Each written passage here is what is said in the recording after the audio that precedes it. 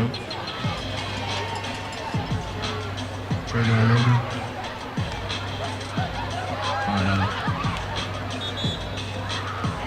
Elijah Washington. Aiden Green.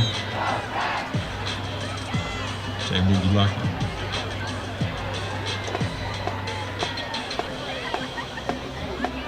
Crosby Kier. Will Upton. John Hunter Stave.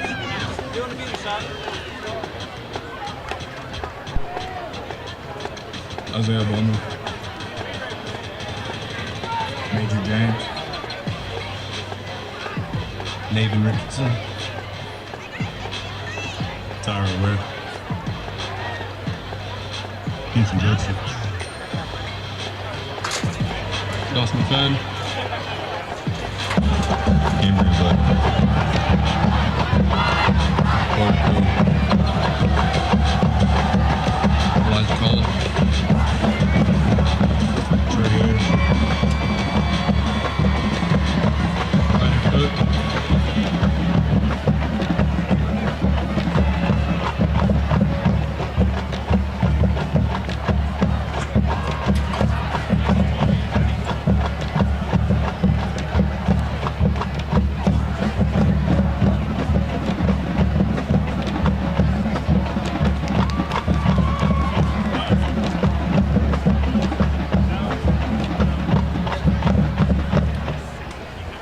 Ladies and gentlemen, I ask that you please stand for the presentation of the colors. The colors are being presented tonight by the Conway High JROTC Color Guard.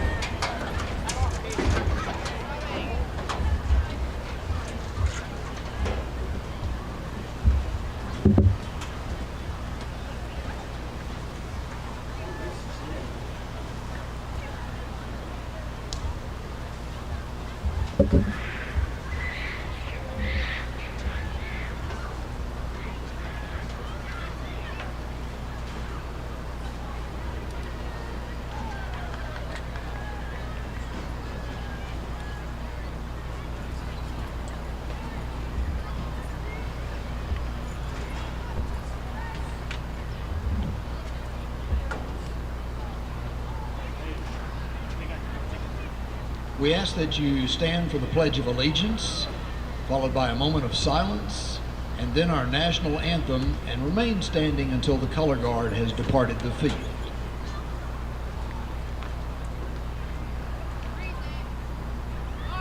I pledge allegiance to the flag of the United States of America and to the republic for which it stands, one nation, under God, indivisible, with liberty and justice for all.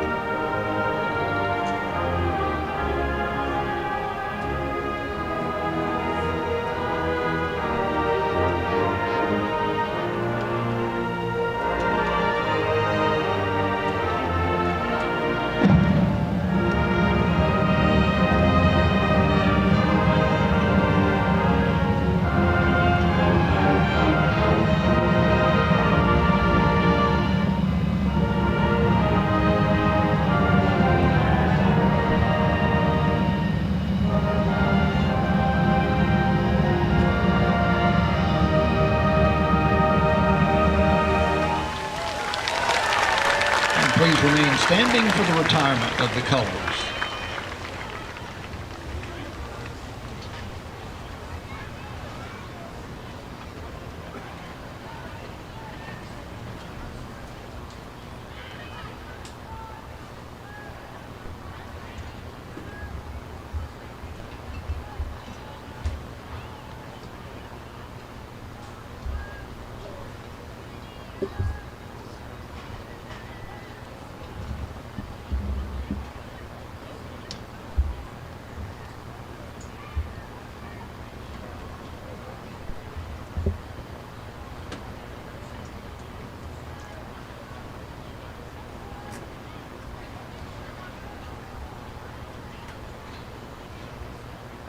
And now, ladies and gentlemen, the Cabot High School alma mater.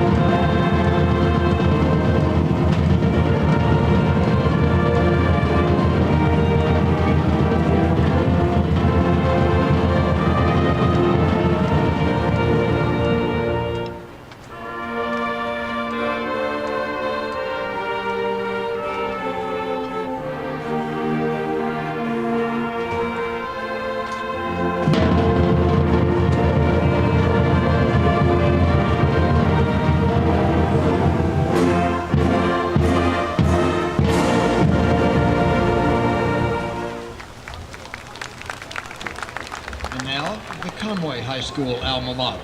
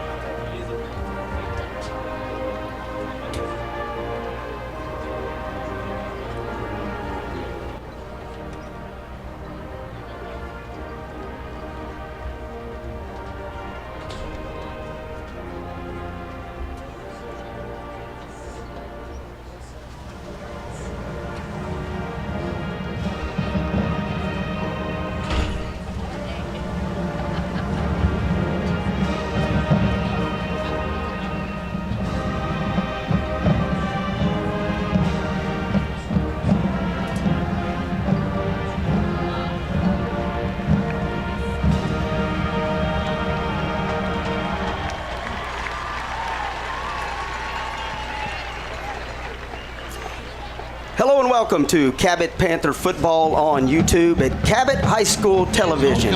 We are live from John McConnell Stadium in Conway tonight as the Conway High School Wampus Cats get set to host our Cabot Panthers in the third 7A Central Conference game of the year for both teams. Of course, our Cabot Panthers come in 1-4 and 1-1 in conference play after last week's 38-0 victory at home for homecoming against Little Rock Southwest. And tonight, the Panthers take on a much tougher challenge in rival Conway in the Centennial Bank Bowl.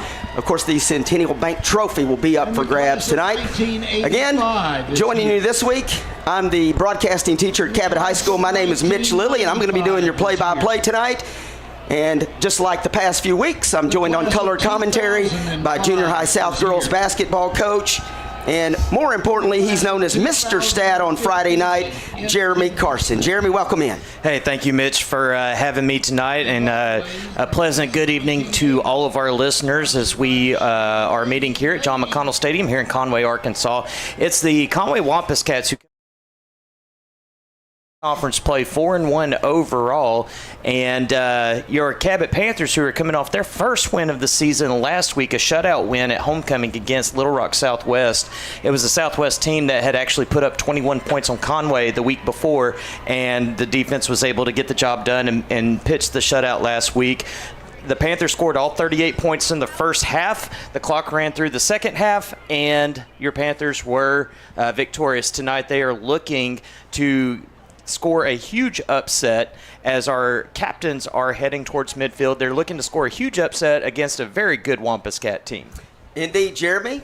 We'll see how it all plays out tonight, but as Jeremy said, our captains are making their way to midfield right now. We're also going to have a third member of our broadcast team tonight. We're going to welcome in broadcasting senior Caden Shells. Caden, welcome to the broadcast. Tell us the captains for tonight, please. So we have number 56, Nathan Reedy. We have number 12, Bentley Harrell. We have number 21, Lucas Blaylock. And I'm not totally sure who that fourth guy is. He kind of has his jersey rolled up. That's Kenny Bowers, I believe, right? Is that Kenny Bowers? No. No? We can't see his number, but we do have our captains out there right now in the coin toss. Looks like that's number 50, John Kelly, Okay, John Kelly. Very good, Jeremy. senior offensive lineman. Caden, you're going to learn tonight that Jeremy's eyes are indeed awesome. He helps me out quite a bit because I have trouble seeing, and as you've learned, the numbers are a little tough to see, right? Okay, so we're set for the coin toss here as we get ready for week 3 of 7A Central Conference play again. It is the first of back-to-back road games for our Cabot Panthers. Of course, we're here tonight, and then next week we'll be at Pulaski Academy back in Little Rock for a showdown with the Bruins. But here we are tonight. And there's the coin toss. Cabot will receive on this. And Conway won the toss, correct, Jeremy? That is correct, and they are going to be kicking off from the north end zone. They did elect to defer their choice to the second half, which means Cabot will open the game with the football against the Wampus Cats, and the Panthers are looking to get off to a big start against the Wampus Cat defense that has been a little vulnerable in the past couple of weeks. We'll see if the Panthers can get things going. Of course, they have to avoid the turnover, have to avoid the costly penalty, and keep the chains moving, try to keep the ball out of this very potent offense's hand. Early theme during the season was turnovers, and the theme here lately has been penalties. But somehow we dodged the bullet last week, and the penalties didn't come back to bite us in the end, so to speak.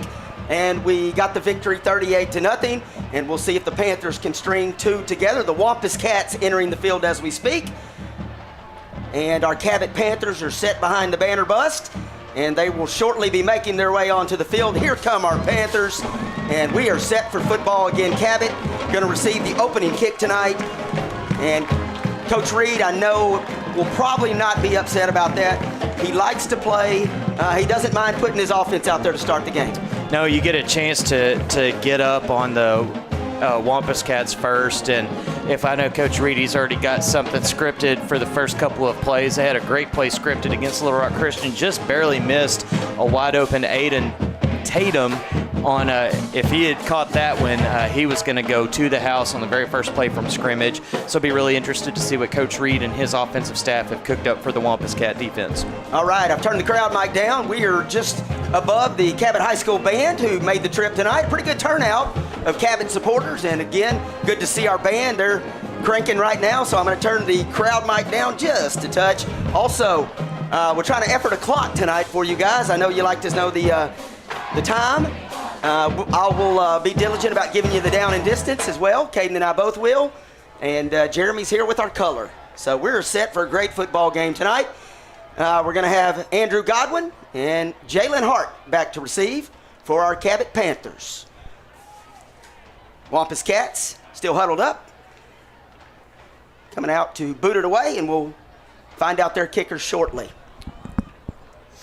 The kicker is going to be number 29, Crosby Keir. He is a sophomore kicker and punter.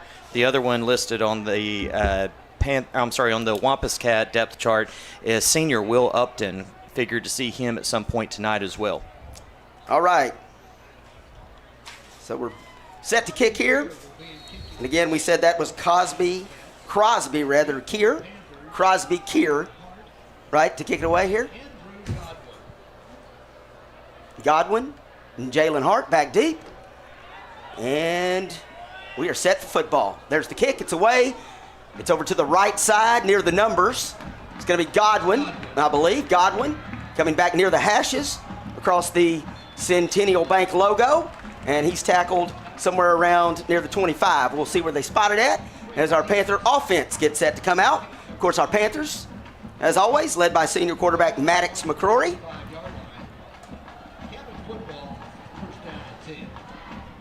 And I understand from our captains, thank you to Mr. Morgan Linton watching at home, sent a text saying number 50 is Colin Painter. That's Coach Painter's son. Sorry about that. He was one of our captains tonight. He is injured, and he was on the crutches there. But that was Colin Painter, our captain, our fourth captain that we had a little trouble seeing his jersey. Okay, so we have Maddox coming out in the gun. Panthers on the left hash.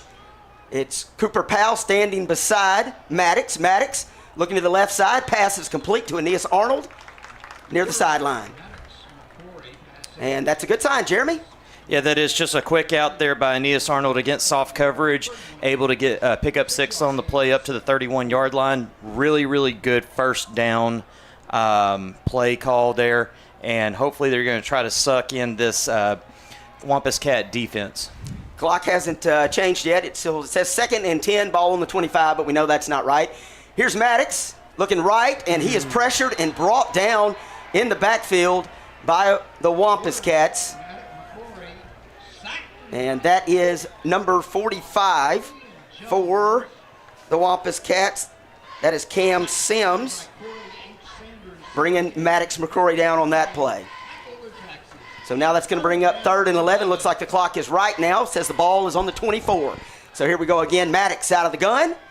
Looking for Cooper Powell out in the flat. Pass is complete, but Powell is met immediately by number 11. That's Amari Davis for the Wampus Cats. No, they say that's number 17. There you go, Caden.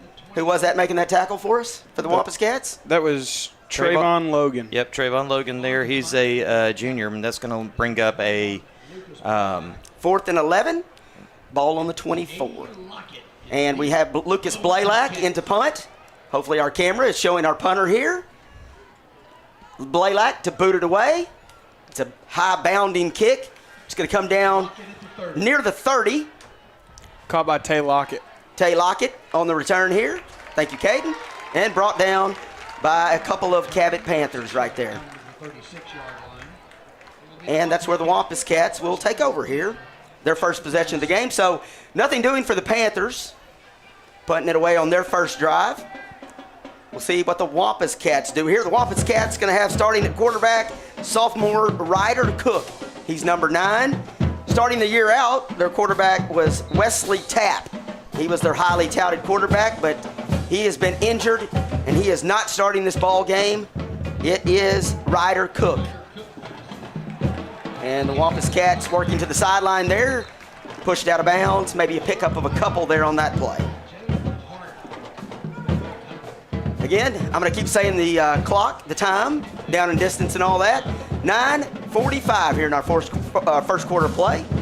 Hopefully our clock's working. We're efforting that tonight for you guys, keep you informed. Here's Cook again on the hashes, straight drop. Looking left, pass is complete. And that is going to be number 3, Cambrian Blackman. Blackman with the grab near the sideline, close to the first down. They say it is a first down. Chains are moving. So the Wampus Cats converting their first down of the night. First 2 passes have gone to number 3, Cambrian Blackman. He's now in motion off to the far side, on the Conway side. And the handoff to number 1 is Trey Harris, and he gets a big burst up to the Cabot Panther 44-yard line.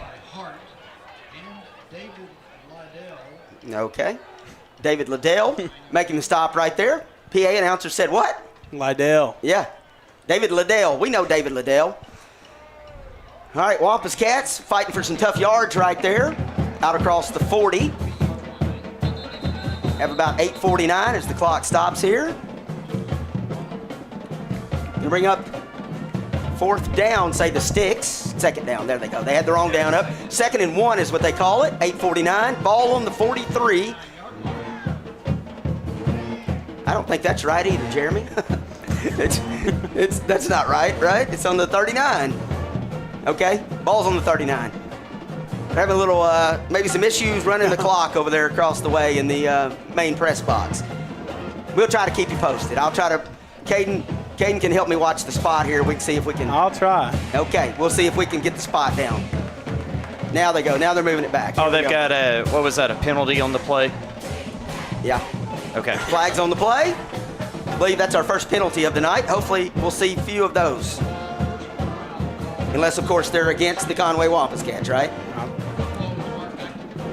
And that appeared to be against the Wampus Cats as they move backwards here. Going to bring up 3rd and 11. And the ball is on the 46. Still in Conway territory. Neither team crossing midfield just yet, but the Wampus Cats, well, I guess actually they did. But after the penalty, they were moving back the other way. Officials having a discussion here. And our head official in the white cap.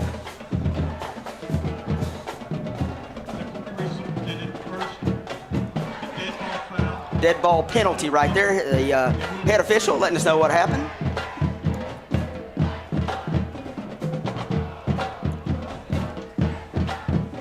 All right, so the Wampus Cats looking to the sideline, getting set to resume their offense here, resume the drive. It's Cook out of the pistol, rolling to his right, throwing over the middle, pass is complete, across the 40, the 25, the 30, or I'm sorry, the 30, You're going to have a 30. flag back here at the 42-yard line.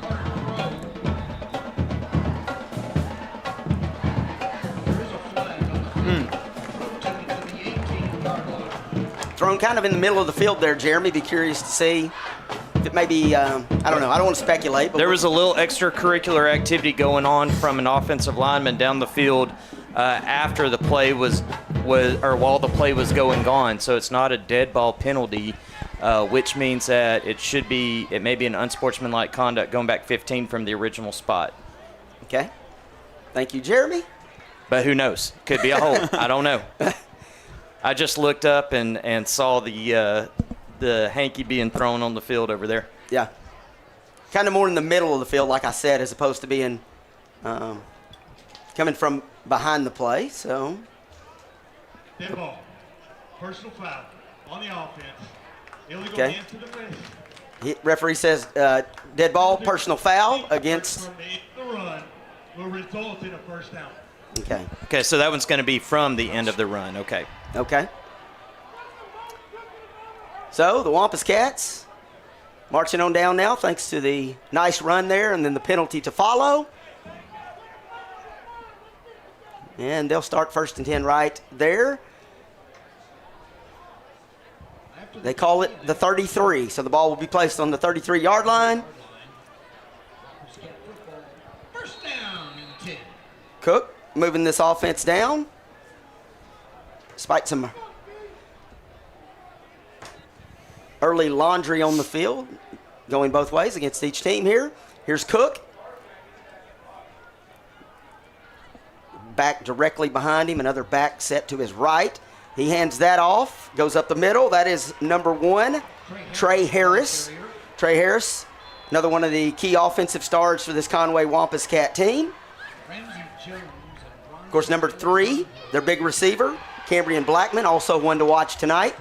He's going to be to the left of Cook here, split out wide. And again, it's Trey Harris standing behind Cook. Cook clapping for the snap. He hands off to Harris again. Harris to the outside, brought down, wrestled down. No flags on that play. Kind of a high grab there by our Panthers, but nonetheless did save the touchdown, which is good.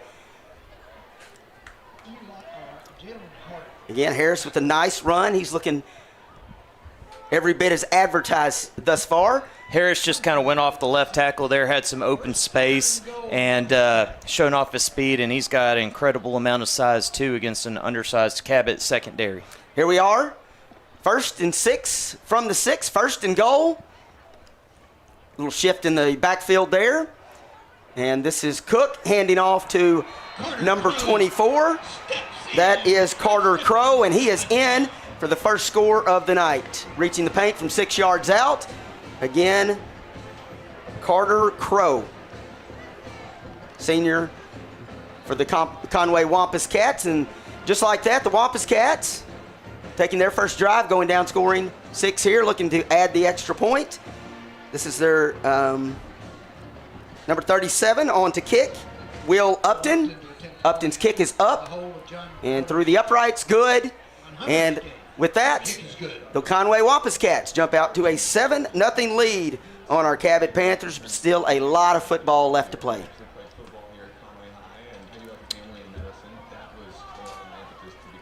Yeah, that drive was 6 plays, 49 yards. Took actually it was a little bit longer than 49 yards. It was 65 yards. Took 2 minutes 41 seconds off the clock. The extra point by Will Upton was good despite a really bad snap there. So give the holder a lot of credit for bringing that back and allowing Upton to just sneak it through the uprights. Cabot, who went 3 and out on their first possession, they've got to figure out a way to crack this Wampus Cat defense here. And Wampus Cats were able to get a little bit of pressure on Maddox McCrory and put the Panthers behind the sticks. So we'll see what adjustments are made there along the offensive line. Indeed we will. Wampus Cats, second kickoff of the night. And do we agree that is number 29? That is. Crosby Keir's handling the kickoff duties, and Will Upton's going to handle the place kicking duties. Okay. Very good. So here's Keir kicking it to Jalen Hart. Jalen Hart. Very good. Hart across the 10, the 20, over nearby the Centennial Bank logo on the 25-yard line, round about there. We'll see where they officially spot it as our Cabot Panthers get set for their second drive of the night. Our offense huddled up there. And coming back out onto the field, some of our familiar faces, Maddox McCrory, Christopher Fowler, just to name a few. Fowler, 31, coming in at H-back. Cooper Powell standing to the right of Maddox McCrory. And a receiver to the left and 2 to the right. There's a run up the middle. That's Cooper Powell. Yeah, nice little draw play there. Spread the Wampus Cats out and then ran a blocker straight up the middle. Powell right behind him, powers forward, and it is a first down run. All right. Good start to the drive here for the Panthers. It's Maddox in the empty set. He has 3 receivers to the right and a couple to the left rather. Pass is incomplete, intended for, I believe that's Powell over there. You're going to have a pass interference there. As the Wampus Cat defender was all over Cooper Powell. They threw the flag there at the play.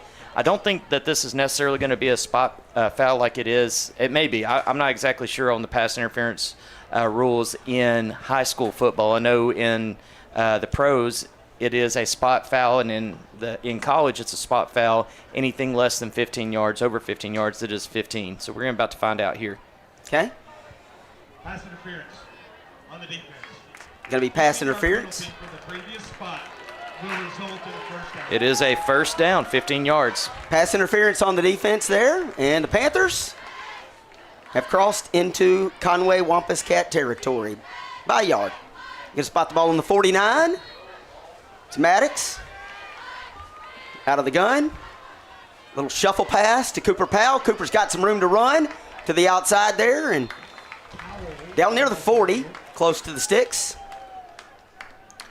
Close to another first down. We'll see where they spot him at. It was a really good kick-out block by tight end Caden Harmon, too. He was able to get a defender moving up the field to spring Cooper Powell up to the 40-yard line. All right, offense looking to the sideline here. It's 2nd and 1, ball on the 40. And it's Maddox McCrory, again out of the gun. Little motion there by Fowler, and the handoff goes to Powell. He runs straight up the hashes, picking up a few yards there. Going to get the first down for sure. Chains are moving. Again, 7-0, 6:39. Trying to effort a clock tonight. Hope you guys are, hopefully that's working out for us. Just trying to get it where you can fully enjoy the game and see what's going on. 6.5 here in our first quarter, just under 6.5. Here's Maddox, a little motion again. Little trickeration here, but Maddox. Aeneas is all open by himself. Touchdown. Nice throw and catch. What a play right there. Nice throw and catch right there. Maddox McCrory to Aeneas Arnold, wide open over the middle, as Jeremy said. Little trickeration there, Jeremy. A little faking around in the backfield, faking it here, faking it there. Yep. Maddox pulling up. They faked the jet sweep action, and last week they hit the jet sweep, then they faked the jet sweep, hit it to Cooper Powell for a big gain. This time they fake it to Cooper Powell as well. The play action springs Aeneas Arnold open as the safety bit, and we are tied here at John McConnell Stadium with 6 minutes and 16 seconds to go. Dean Heyer with the extra point there. And that ties us up at 7-all, as Jeremy said. Good job there by our offensive line. We don't say enough about these guys, but I want to give some shout-outs. Riley Cochran is our center, starting center tonight.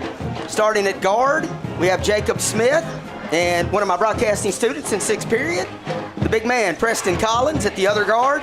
We have Brady Poe at tackle and Nathan Reedy at the other tackle. Good job by that front five, blocking for Maddox. And just doing a good job blocking for Cooper Powell as well on a couple of runs there, and then certainly in pass protection as Maddox dropped it over the top to Aeneas Arnold to tie us up at 7-all. Good second series. Maybe not the best first series, but a good response in our second series. Well, absolutely. Now the Cabot Panthers going to have to figure out a way to handle a really big running back in Trey Harris and a very accurate quarterback in Ryder Cook. It looks like Conway is just as good as advertised. One thing that we haven't seen is that NASCAR package that Buck James likes to run. He usually likes to get the clock rolling fast, but it looks like they've slowed the game down a little bit for their sophomore quarterback, Ryder Cook, just so that he can make the correct reads. All right, Dean Heyer on the kick here. So I learned a little nugget today. Dean is accurate, and Lucas Blaylock has the big leg. This is a short kick around the 30. Fair caught by the Wampus Cats. Number 83, and that is Rex McClanahan. Rex McClanahan, number 83, with the fair catch there. And that's where the Wampus Cats will take over. Ball is spotted on the 30, and it'll be 1st and 10. A sophomore quarterback for the Wampus Cats, Ryder Cook, back out for action here. Again, Conway's starter at the beginning of the season, out with an injury. So this is their sophomore backup. That's Wesley Tapp as the senior that's injured, senior quarterback. And this is Ryder Cook. Out of the gun, he's going to hand to number 11. That's Amari Davis. Davis still on his feet, out across the 40. Just over 6 minutes here at McConnell Stadium in Conway. It's homecoming tonight for the Wampus Cats. A lot of celebration and ceremony before this ball game. But right now, the Panthers are looking to upset the Wampus Cats party tonight. Overturn their apple cart, so to speak. Wampus Cats again on the ground, up the hashes. Nice run. Again, that's number 11, Amari Davis. So early on, we saw Trey Harris get some touches at running back, and now they've swapped around their backfield a little bit here. Here's Cook looking to the right. He has a receiver, man-to-man coverage, and they throw a flag, Jeremy. Yeah, that's going to be an easy pass interference. Jalen Hart, the defender over there, never did turn around. The ball was underthrown just a little bit, but Hart ran through the receiver. That's an easy call, and it's going to be a first down. All right, we got to watch these penalties. Like I said at the beginning of the broadcast, it didn't bite us too much last week. Didn't really tarnish us too much, but we certainly don't want that to become a problem tonight. We want to keep that in check. Cook and the Wampus Cat offense looking to the far sideline from our camera. Over to their sideline. Play being relayed in. Probably going to go right back to the run game here as they've got it down in plus territory now. Carter Crow's in motion, number 24. If it ain't broke, don't fix it. That's what they say, Jeremy. That's a run off the right side. Again, that's Amari Davis, number 11, carrying it for the Wampus Cats. And that's going to push the ball. Clock says on the 30, but it looks like it's about the 31 or so, actually. 2nd and 2 here. Cook, straight drop. Complete. Oh, in and out of the hands of the receiver. Looked like he had it, Caden. What do you think? It did look like he had it, but I guess not. Right there at the end, it slipped out of his hands and rolled on the ground. Got to keep your eye on the football. Watch it all the way in, right? Yeah, you do. That was number 3, Cambrian Blackman. He's already got 2 receptions tonight for the Wampus Cats, one of their sure-handed receivers. All right, so here's Cook looking to the sideline.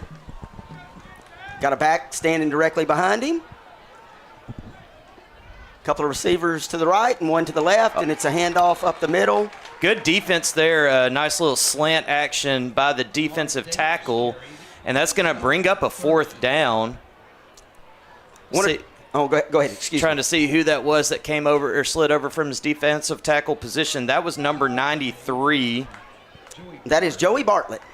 Did a great job of getting to the inside of the guard, and that's going to pull up a 4th down and one, and an opportunity here for the Panthers to get off the field. Great job by that defensive line. We'll talk a little bit more about them as well in a second. We got flags on the play, too. All right. Dead ball. Ball start on the offense. It's going to be a dead ball, false start penalty against the offense, and the Wampus Cats are moving back here on 4th down. Going to be a little tougher now, Jeremy, to convert here. Well, you still got the full playbook available to you, but it may end up throwing a pass in versus a run here. All right, it's Cook. Looking to the right side. Once again, he has a receiver, some hand fighting, and there comes the flag. Yeah, Official. we knew that was coming. Line judge on the far side throwing the flag. And it's going to be pass interference against the Panthers. Second time this drive that we've seen that.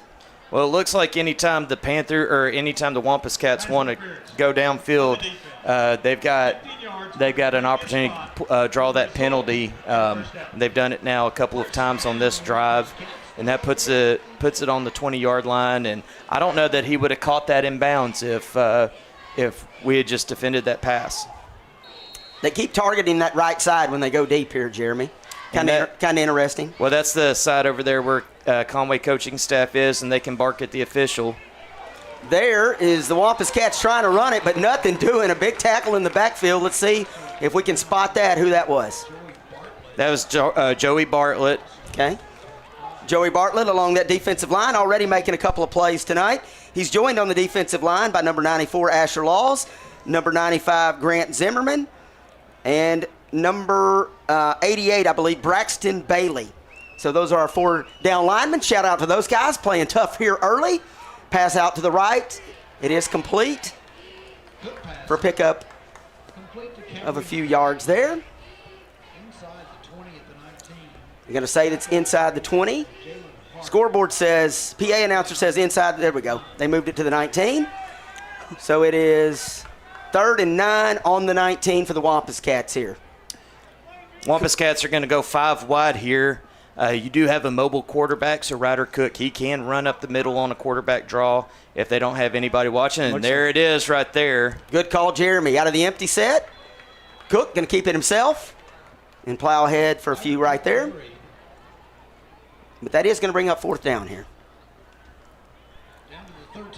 That was Joseph Rommel on the tackle, and that's going to bring up another 4th and 5. Joseph Rommel, junior linebacker, rotating in after the season-ending injury to Logan Jackson. Seeing a bit of playing time here in the last few weeks. And the Wampus Cats once again going to that real spread look. They've got the field completely spread from sideline to sideline with it. 4th and 2, and it's Cook dancing around. Wide open receiver. Blackman catching. Give him 6. Touchdown, Wampus Cats. Cambrian Blackman with the grab, number 3. He's already making an impact. He's one of the players that we had to watch coming into the game tonight for the Wampus Cats. And they're back on to kick the extra point. Looked like that was a little bit of a double move that Blackman ran, maybe a pick play there where he went from his outside position all the way to the inside. But on that slant, he was wide open. Yes, indeed. The kick is up, and it is good. That kick is good.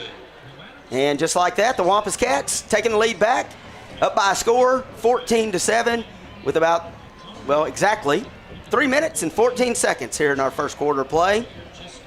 That scoring drive was 9 plays, 69 yards, took 3 minutes and 2 seconds off the clock. But, Mitch, one thing that I'm starting to see here is the Cabot Panther defensive line is starting to come to life. We've seen some pretty good plays there, got a couple of negative yardage plays against a pretty good running back, pretty good offensive line. And so, as the game goes on, that's something that you can kind of play off of, some of that success, and you may be able to get one of those stops or get a key turnover because of that pressure that you're able to get up front. Hats off to Joey Bartlett making a couple plays there. You can only hope to contain this Conway offense. You can't stop them. Coach Buck James, from his time at Bryant throughout his coaching career, he's going to put up some points. So we know the Wampus Cats are going to score, but right now we find ourselves in a slugfest. 14-7, Wampus Cats up, and they are booting it away here. Again, that is number 29, Crosby Keir on the kick, and it's Andrew Godwin on the return. Godwin,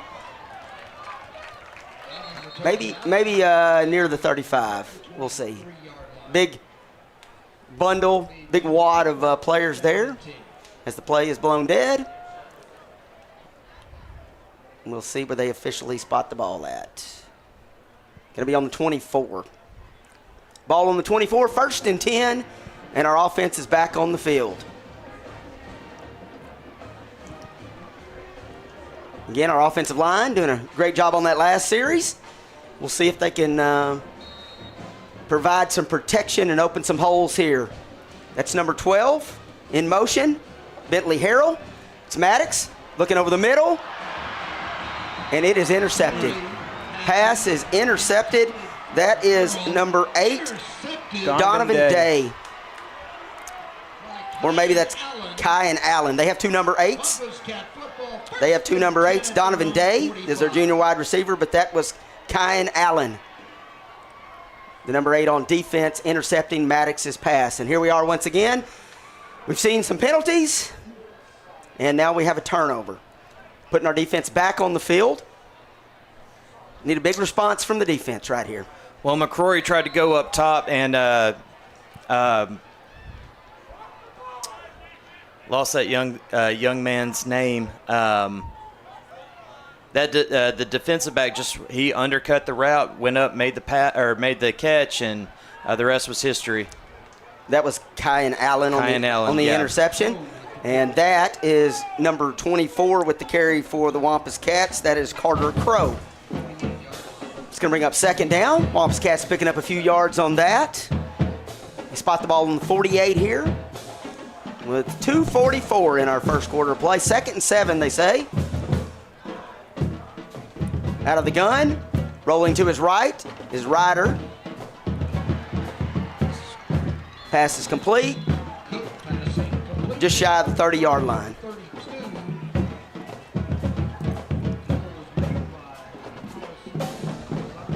That was Ryder Cook, the quarterback, with a nice pass. And that will move the chains for the Wampus Cats. 1st and 10 for them. Ball's on the 32-yard line. It's Cook. Handing off to Amari Davis. Tackled. Pretty good stop right there by the Panthers. That was number 90, Hudson McDaniel, shooting through the gap. I believe that's number 90, maybe 98.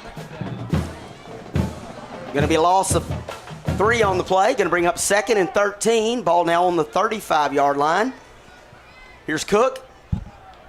Out of the gun. Straight drop along the hashes. Dancing around, stepping up in the pocket. Going to tuck. He's going to be sacked there. He snowed under at the 35-yard line. Joey Bartlett leading the way. So a big game for Joey Bartlett tonight. We've called his name a few times. Certainly making his presence felt from his defensive end spot tonight. Good job by Joey Bartlett. Close friend of mine. There you go. Great guy on and off the field. Did he tell you he was going to have a big game tonight, Caden? He always tells me he's going to have a big game. Here's Ryder Cook out of the empty set. 2 receivers to his right and 2 to his left. 3 to his left, beg your pardon. Here's Cook over the middle. Pass is complete to number 24. And that is Carter Crow again. So Carter Crow with a couple of touches on this drive. helping the Wampus Cats move the football right on down the field. And that's going to be another first down for the Wampus Cats, stopping the clock at 1:06. 1st and 10. Ball's going to be spotted at the 19-yard line. Just over a minute here in our first quarter play. So far, it's been a slugfest, back and forth, one-score game. We'll see if our Panther defense can respond right here. It's Cook. And there's the handoff to Amari Davis, number 11. Davis, a couple of yards on the run there. That was number 10, Bronson Alejandro, coming up to make that stop. Also, that defensive line over here, Link Meinhardt, and stood up the tackle there and allowed Alejandro to sneak in there and finish off the tackle. Really good job against this run offense. All right, here's Ryder Cook. Almost picked off. Threw it into double coverage right there. Did Ryder Cook and a couple of our Cabot Panthers breaking on the football over on the far side. Jalen Hard, I know for sure. And I believe that's Carlos Lozano over there too. Am I right, guys? Yep. Number 1 is Braden McCraw. Braden McCraw, okay. So we got Caden up here tonight. Caden Shells, one of our senior broadcasting students, and he's here to help me with my eyesight. Help me spot some numbers here, okay? Empty set for the Wampus Cats. Cook barking some signals, then looking to the sideline. 3 receivers to his left, 2 to his right. Again, an empty backfield, and once again we see this again. Ooh. Ball's down. He tries to keep it.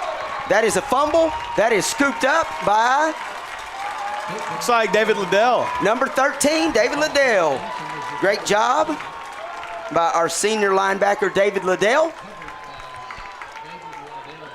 Been noticing in the past few weeks, David Liddell been playing back a little deeper at his linebacking position, but right there he was Johnny on the spot as he busted through, making the play right there and giving our offense the football back. And here comes our offense. Maddox McCrory, our senior quarterback, once again leading the offense out. Should be the final play of the first quarter here.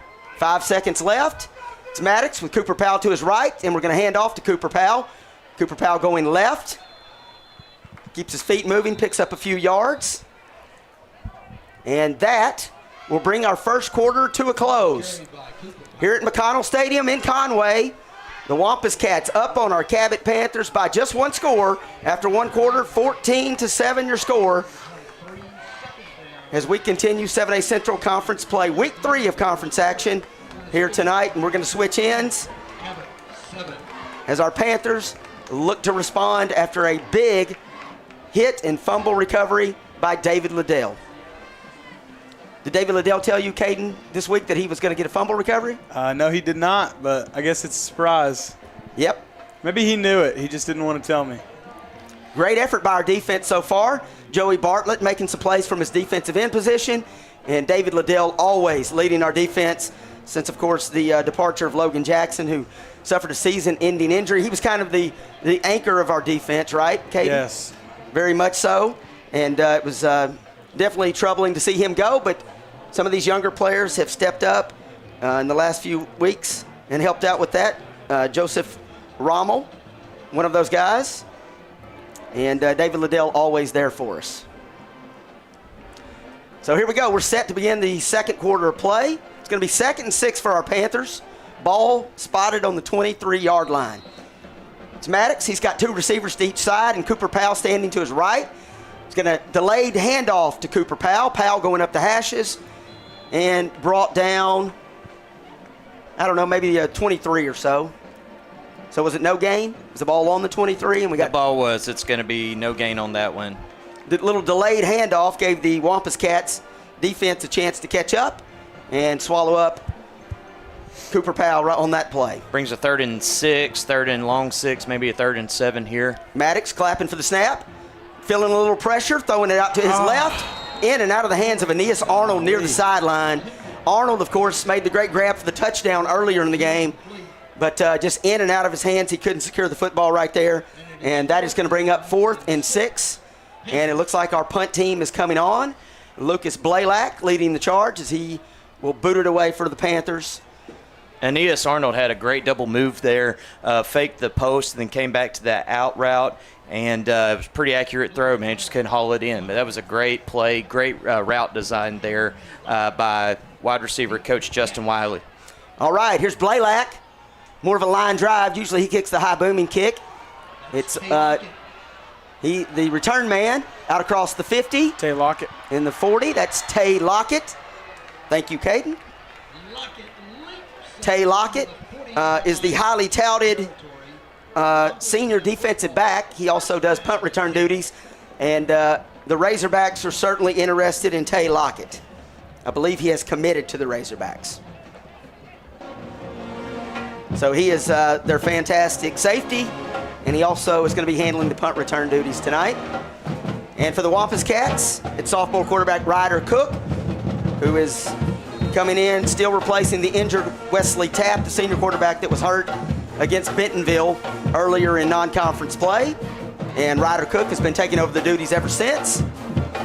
So we have Cook, lone setback out of the pistol. Trey Harris back in the backfield for the Wampus Cats. Handoff goes to Harris.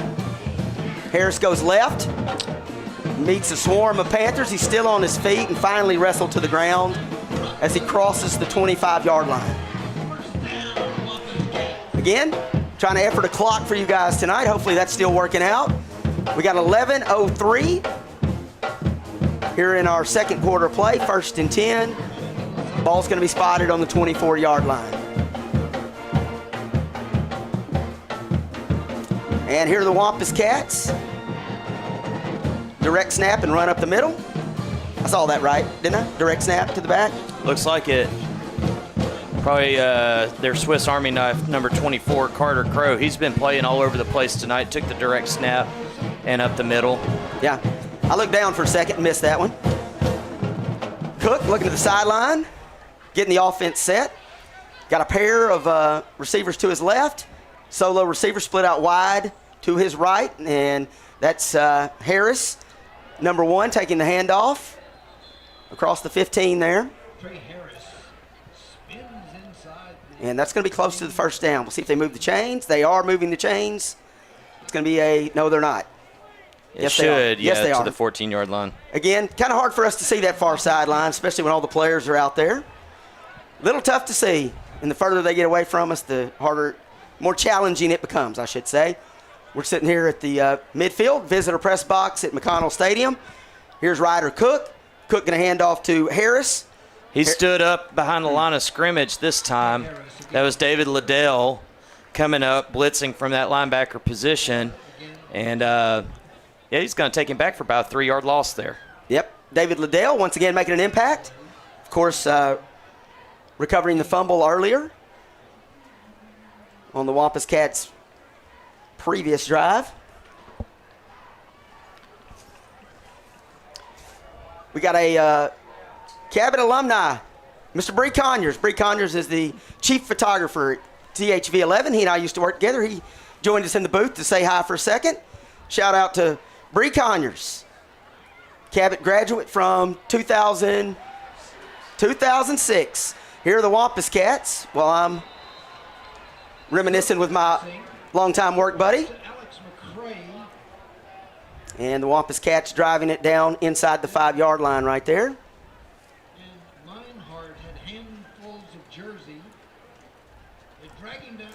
Okay, they're going to say the ball spotted on the 2-yard line. So it'll be 1st and goal here for the Wampus Cats. Just over 9 minutes in our second quarter play. Still a 1-score ball game if the Panthers can hold right here. But this is going to be a challenge. It's Cook still looking to the sideline.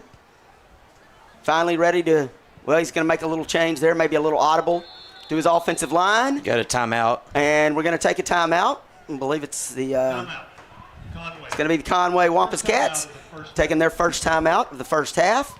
And that'll give our defense a chance to talk things over with 8:51 again in our second quarter play.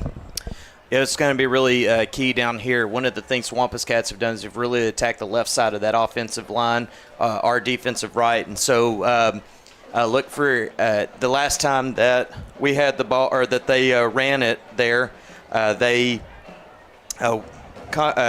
John Painter called up a blitz to that right side, pulled David Liddell in that outside contain, and was able to stuff their very good running back in Trey Harris. So there may be a counter play here to watch for from the 2-yard line. Maybe a little bit of a jet fly action that you've got to watch. Conway's got a whole bunch of tricks in their bag, but from 1st and 2, if Cabot can just hold on for a little bit right here, make Conway work, maybe they can force an error, maybe a penalty, maybe another turnover, give themselves a chance to keep this a 1-score game. That's right. Or at least hold them to a field goal here. But we'll see. The time for talking is over. The time for action is now. As Ryder Cook looks to the sideline, he takes the snap, and he hands off to Harris. Harris will find his way into the paint. That time they just ran a trap play where they pulled a guard over and opened up a big hole for Harris. He goes through. Well-designed run there. Great execution by the Wampus Cat offensive line, and they are now up 20-7 with the extra point pending. And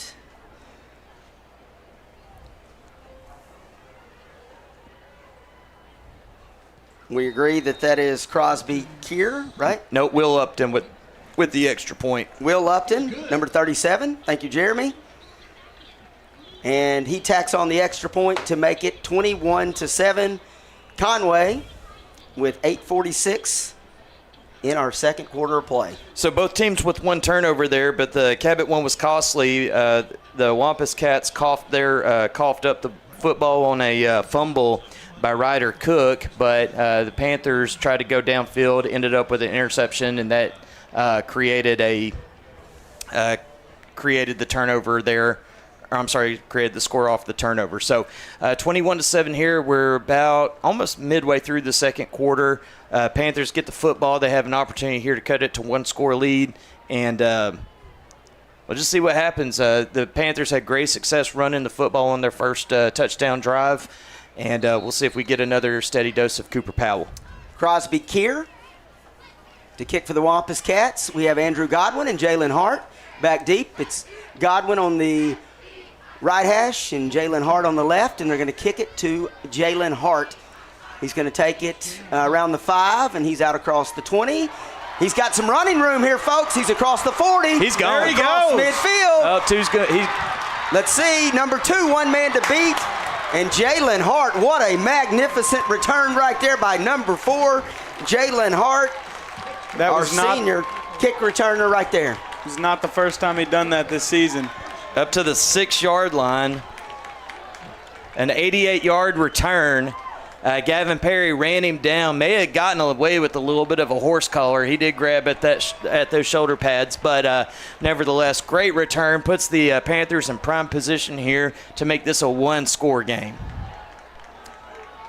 So you've seen Jalen Hart do that before? He did, but he ran it back all the way the other time at home. I believe that was a first home opener. I'm pretty That was sure. against Bentonville West, yeah. Yeah. All right, so here we are. Against Ruston. Against Ruston. Here we go. We got Maddox. A little motion there. And it's Cooper Powell. We totally expect to see Cooper Powell here. A heavy dose of it. The Panthers may actually go to that Wildcat formation where they just direct snap to Powell here as they get inside the 5-yard line. It's down to the 4-yard line. It was Lawrence Wagner on the stop, number 98. He is a junior defensive end. All right, so that's going to bring up 2nd and 4 from the 4, 2nd and goal. Here we go, Maddox. That's Aiden Tatum in motion, but he's looking back to the left. No flag on that play. The pass was intended for Aeneas Arnold. It was incomplete. And that's going to bring up 3rd down and 4 from the 4, 3rd and goal for the Panthers. After that great kickoff return by Jalen Hart, it would be awesome to punctuate it right here with the score. This is definitely 2-down territory. You don't want to come down here and just get 3, down 14 in the second quarter. So look for the Panthers. Just keep moving this football towards the end zone. Here's Maddox. Cooper Powell had an opening, and he inches closer to the goal line. He's down to the 3-yard line, maybe the 2. Yeah, that hole opened up, and Cooper shot right through it. but shoestring tackle tripped him up, and then they brought him down just shy of the goal line, and that's going to bring up 4th and 3, and we are with no hesitation going for it right here. There's Christopher Fowler with a little motion hesitation, and the Panthers are going to take a timeout right here. Coach Reed Timeout. wanting to talk about it. That's going to be the Panthers' first timeout of the first half. So both teams have used one timeout. Both have 2 remaining. As head coach Scott Reed wants to talk it over with his offense. Well, every game has those pivotal moments, and this is definitely one of those for the Panther offense. You got to get the score, right? You got to get the points here, but you don't want to settle for 3. Look for they've got a wide variety of options that they can go with. Obviously, you got Cooper Powell that can run from the Wildcat formation. You've got any kind of the motion with the fly sweep action. Cooper Powell's also, he's come out of the backfield and caught some passes. So really interesting to see. But watch the Wampus Cats. They're going to try to blitz here and force the offensive line to make a play. Have force some tight windows. You don't have to really worry about the safeties getting burned. You only have 13 yards to work with. So watch those safeties come up and be active here. Yep, expecting some heavy pressure from the Wampus Cats. Our offense in a hurry to get out there. There we go, Wildcat formation. Yep. Cooper Powell leading the charge here from the Wildcat position, barking out the signals. He takes the snap. He's got a crease. There he goes. Touchdown. Did he get in? Yes, he did. Yes, he did. Officials say touchdown, Cabot Panthers. That away offense. Great job right there. Hard running by Cooper Powell. He puts his head down. He keeps his feet moving. Yes, he did. And he plowed it in, right, Caden? Yes, he did. Broke right through the D-line. The difference there, when Powell takes the handoff standing next to McCrory, he does not have that downhill. He has to explode off the handoff. There, when he catches it, he can just get downhill like a guy in the I formation, and he hit that hole hard, and I don't think there was anybody in Faulkner County that could stop him. That shot out of a cannon was Cooper Powell on that last play. As he gets into the paint, Dean Heyer adds the extra point. And guess what, folks? This Conway Wampus Cat team, which we all know is very good, very talented, are Cabot Panthers in this big Centennial Bank Bowl showdown. They're 1 score down here after the Cooper Powell touchdown, 21-14, here with 7 minutes and 17 seconds in our second quarter of play. Panthers putting up a great fight so far. You got to love the effort coming off the big win last Friday at homecoming against Little Rock Southwest. And here we are again in the fight here, and I love the effort. Special teams can make special plays, and let's not forget it was Jalen Hart making that electric 88-yard return to set up a 4-play, 6-yard drive. Took a minute 29 off the clock. We're down here close to the halfway point of the second quarter, down 1 score to Conway, and opportunity for the defense to continue to put up a stiff resistance against a very good Wampus Cat offense. Dean Heyer on the kick, giving some signals to the kickoff team. They spread out in formation here. Heyer sky kicked the last time. I heard we may not be kicking it too. Oh my we got gosh. an onside kick. Woo! You know, that was a crafty play. That was a crafty play. I did not see that coming. No, it surprised me for sure. I have to go back and look and see. We got I don't even know who it was that made that kick, who came over. Very, very unexpected. I did not think. I thought they might short kick it like they did last time. I'd heard, maybe they were going to keep it away from Tay Lockett, number 0, who's the defensive back that the Razorbacks are interested in. He's very dangerous, and I've heard we're going to try to kick it away from him. So. Excuse me, had to cough there. That was number 11. Got to shine my light on it here. That's Amari Davis again. Running it for the Wampus Cats.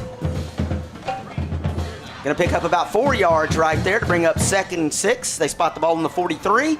Here's Cook. He's rolling left. He's feeling some pressure. Tightrope walks down the sideline, and he is going to pick up the first down for the Wampus Cats. Nice run right there by Ryder Cook. And Jeremy, you talked about earlier that this sophomore can sling the football, but he's also mobile. So we got to keep an eye on that as he bounces it to the outside, keeps it himself, and picks up the first down to move the chains. No, they said he stepped out of bounds, actually, right? Yeah, it looks like it. There was one official on that side that blew the play dead, it looked like, on the other side of the sticks. Penalty from the end of the run results in a first down. Okay, so then we have a penalty there against Cabot. And that's going to spot the ball on the 26. First and 10 for the Wampus Cats right there with 6:45 as they stop the clock to get the chains in position. Lucas Blaylock was the one that was on that kick. He was lined up to the right of Dean Heyer. Thank you. We got some extra spotters for me. Okay, awesome. We will take that, certainly. Also, well, here we go, Wampus Cats with a little motion. It's Cook throwing it out to the left side. Pass is complete. Receiver still on his feet. Whoa, they say is the ball loose? The ball might have come out, and Cabot saying that they've got it. They do. All right. Oh. Nice. How about this Panther defense tonight, folks? No kidding. Woo! I tell you what, they are playing their hearts out tonight, playing with a lot of pride. This is, of course, a rivalry game. Again, it's the Centennial Bank Bowl. I've heard it called that. Centennial Bank Showdown. Of course, the Centennial Bank Trophy is still around. The Wampus Cats have it in their field house, and we would love nothing more than to bring that thing, put it on the bus, and bring it back home tonight. That was the second Wampus Cat turnover of the first half, the second one that has been fumbled, and the fourth turnover that the Cabot Panthers have that have forced this year.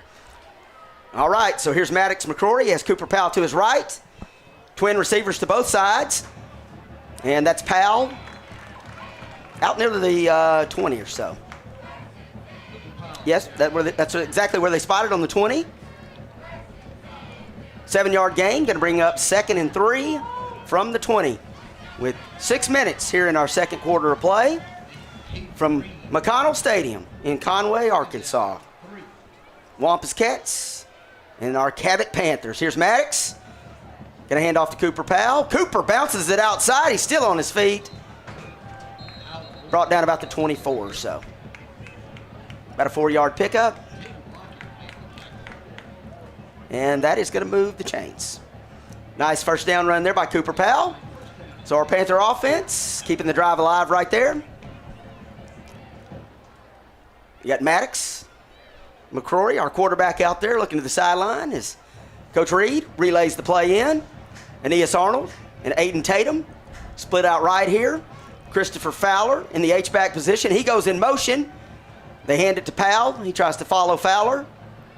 And he picks up a couple there.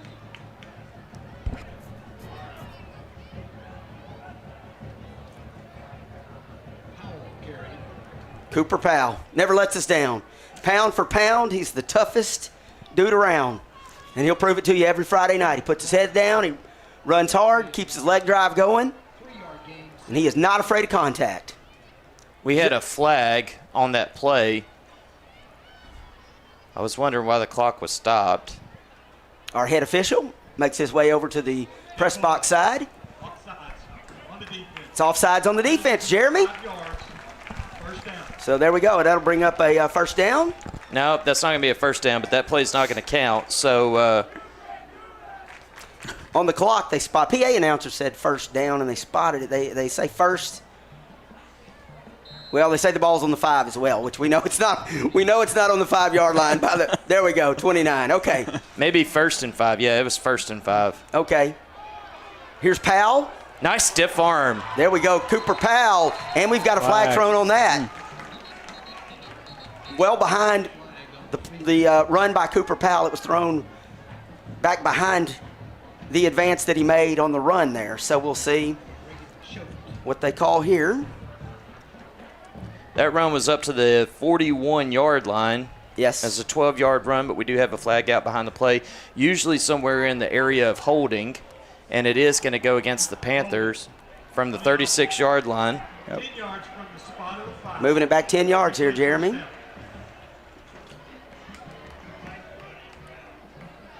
Going to replay the down. They're going to put it at the 26 here. with 5:05 So it should in be our second quarter. Yeah, it should be a first and 8. All right, so again, 1st and 8 for the Panthers after the penalty. There's motion across the formation. Cooper Powell met in the backfield there. That one was read well. That was number 95 for the Wampus Cats. Julian Jones, senior defensive lineman rather, making the stop right there, getting in the backfield and bottling up Cooper Powell as we near the 4.5-minute mark here in our first half of play. It's Maddox, still with Cooper Powell.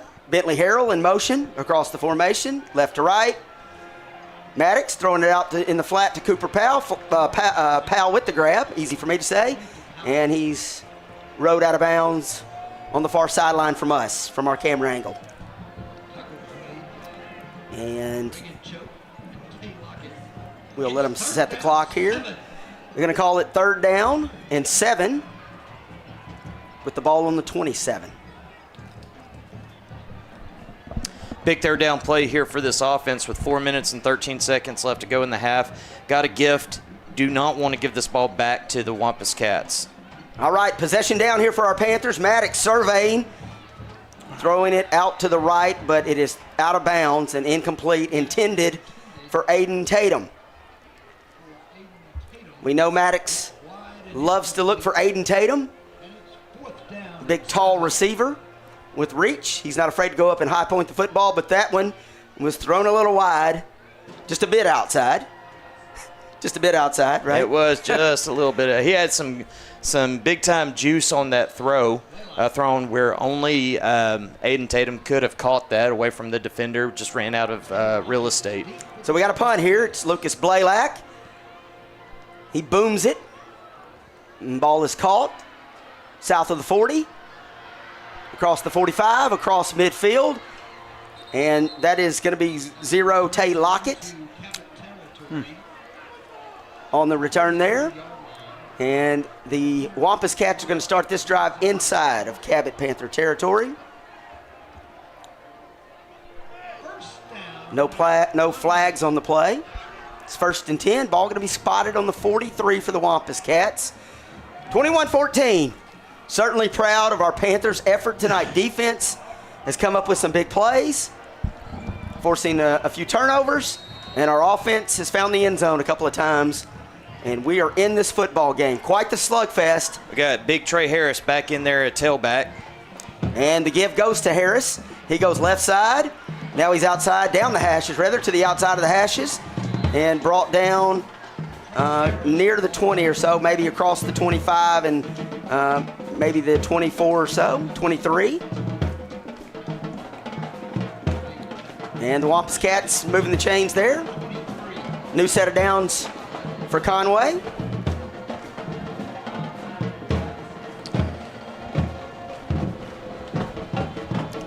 Again, we got Cook, and that's going back to Trey Harris. Oh, Bryce Moore did lay a lick on him that time.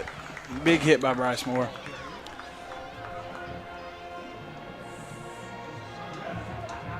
Bryce Moore, one of our sophomores that, due to some injuries, certainly has been getting a lot of playing time here the past few weeks, and he has stepped up, getting some valuable experience just as a sophomore, but doing a great job on that play right there. Leading the charge, going to bring up 2nd and 9, ball on the 22 for the Wampus Cats. Here's Cook, he's again going to Harris.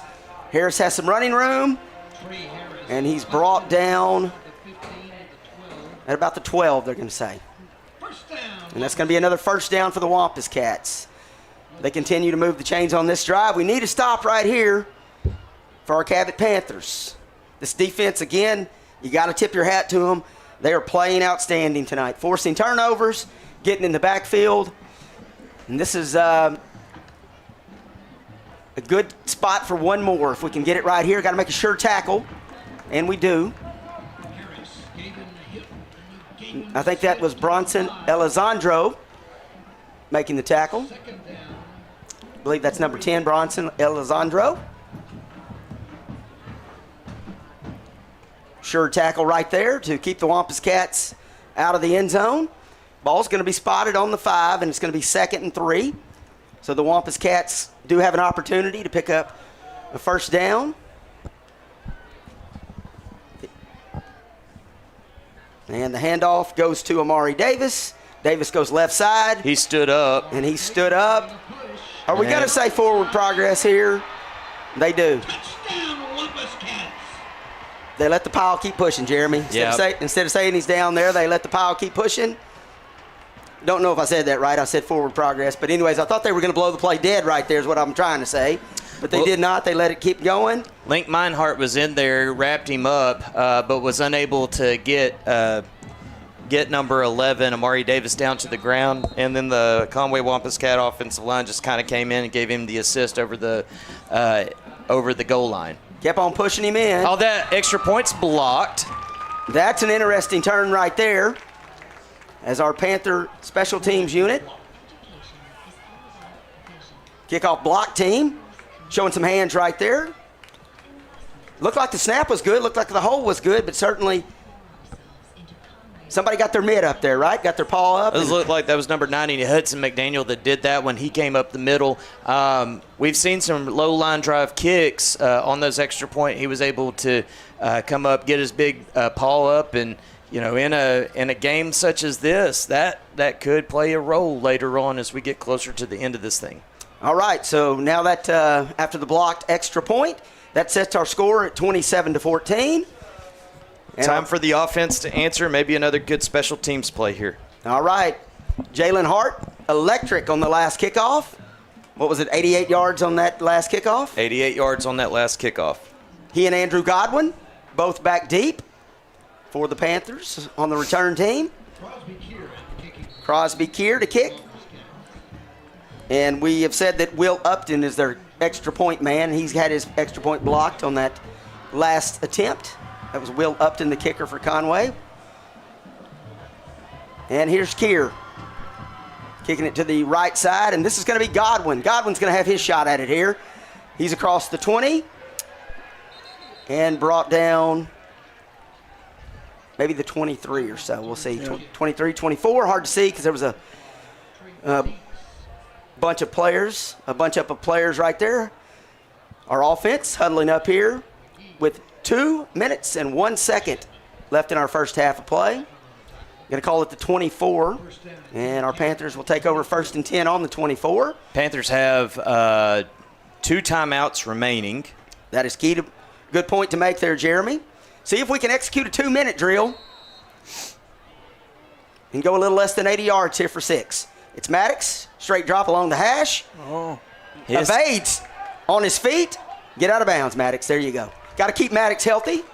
He stays on his feet and gets out of bounds. And that is going to just short of the first down, they say. Yeah, pick up second down. Pickup of 8 there. Clock stopped at 1:52. Took about 9 seconds off the clock here. Here's Maddox again from the left hash. It's Cooper Powell.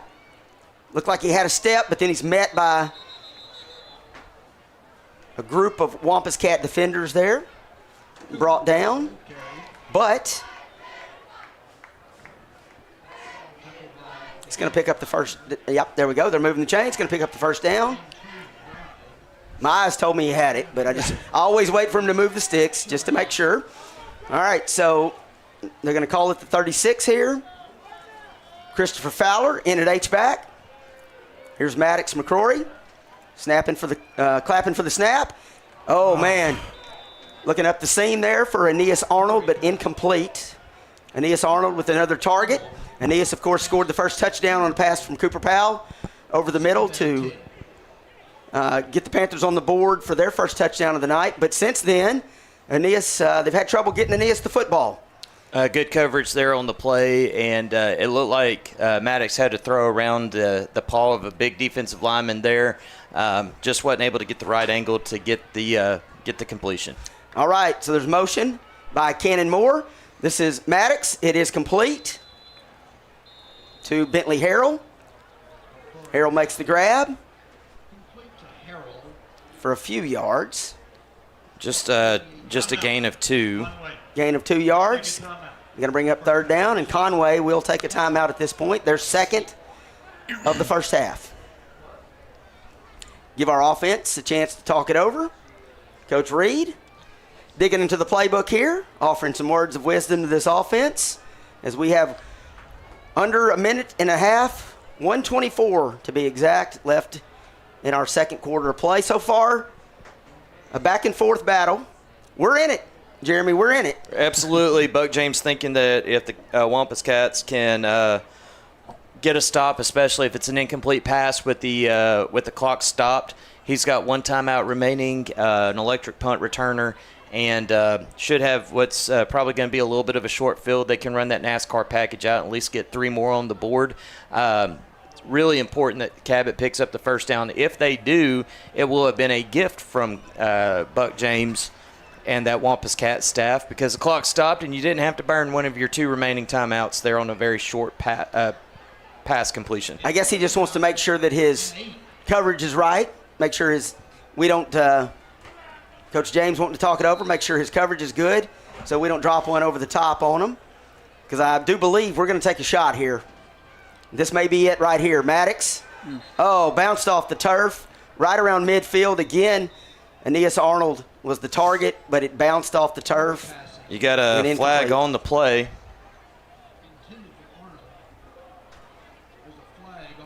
Flag thrown right around. Usually in the area of holding, Yep. and this one's probably going to be declined. Yep. Holding indeed against our Panthers. The previous spot. Oh, they're going to take the penalty.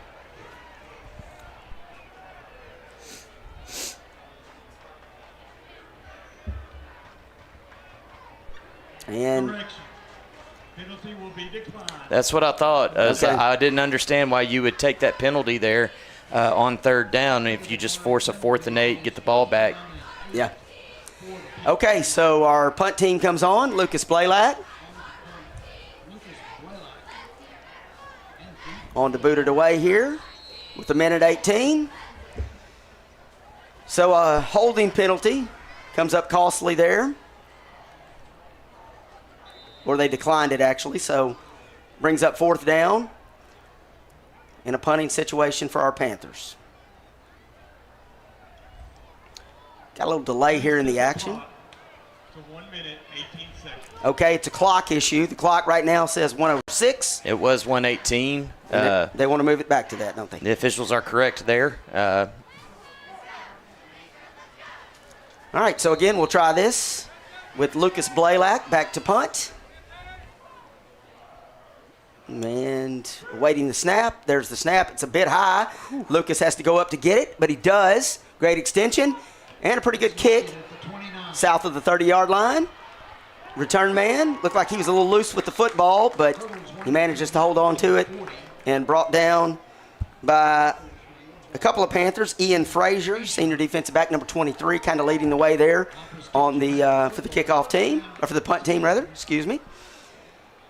And our defense comes back out again. We got again. Tip your hat to this defense. Absolutely. They play tough tonight. Yeah, watch the deep ball here. The Wampus Cats were able to go up the sideline, especially to number 3, Cambrian Blackman. They've drawn a couple of pass interference penalties here. Look for Buck James and his offense to try to do that again going up top. All right, so it's Cook dropping back. He's looking left. And we do have a flag. We do have a flag. I thought I saw him throw it on the far side. There was a little bit that was Alex McCray, the intended receiver. A flag on the field. But you had some pushing off going on too. But this one's probably going to go against the Panthers.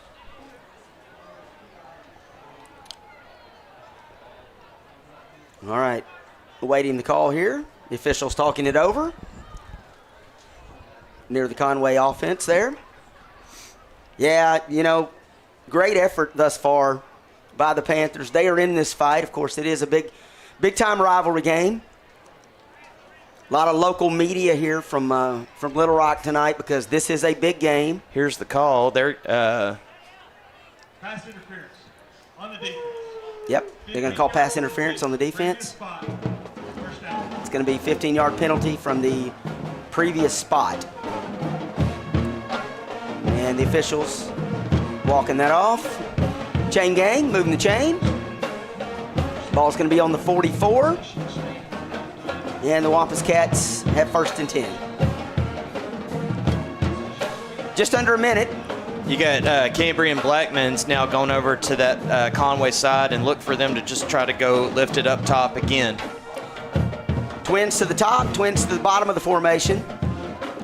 And that pass is complete. Can't quite catch the number, but it's out near the 40. That was Blackman. Number 88, Braxton Bailey, from his defensive end position, came out there to the 40 and got the tackle. Clock rolls down to around 40 seconds. Wampus Cats going fast. Here's Cook out to the left. And that ball is dropped by Cambrian Blackman. In and out of his hands. Looked like he caught it for a second, and then I thought it might have been a fumble, which would have been great because we were certainly a host of Panthers in the area. Jalen Hart's over there on the defensive side, as is number 9, Harrison Fry. Harrison Fry. That's a breakup. Yeah, Harrison Fry got that one. He got turned around a little bit, but he's still able to high point the ball and get that one broke up. Once again, the Wampus Cats trying to go deep, trying to draw that pass interference penalty. This time Harrison Fry was up to the challenge, broke that pass up. It's now 4th down and 7 for the Wampus Cats. Chance for Panthers. They're going to take a timeout here. Harrison Fry with a great play, like you said, showing a lot of effort and athleticism to get back there and make the play. He's a junior that's seeing a lot of playing time right now from his safety position. He and Bronson Elizondo both playing the safety position, and a great job by Harrison Fry. Number 9, Harrison Fry. Good job by him. He's also been making some plays quite a bit on special teams. He's certainly helping out both on special teams and on the defense. Speaking of the defense, they're huddled up. Coach Painter talking it over with his team. Be nice to keep the Wampus Cats out of the end zone right here and keep this at a 27-14 margin as we head into the break. Well, you're always wanting to see improvement throughout the season. The Panthers found themselves in a position similar to this 3 times against Little Rock Christian. Christian was able to convert on some 3rd and longs, 4th and longs, and converted those into touchdowns. So if the Panthers can hold strong here again, show an improvement there in the defensive back area, and that would be huge for this team moving forward. Want to remind you guys again that at halftime, we're going to show you some videos promoting Cabot Public Schools, and then, of course, Jeremy and I will rejoin you a little bit later during halftime, and we'll go over some first half stats and kind of crunch the numbers a little bit and go through all of that and then get you ready for the second half. So here we go. Football. 4th and 7, ball on the 40, 27 seconds to go. Wampus Cats have 1 timeout. Jeremy sets the stage as Ryder Cook throws complete to number 13, Eli Collum, the junior tight end. Elijah McCollum. Eli Collum.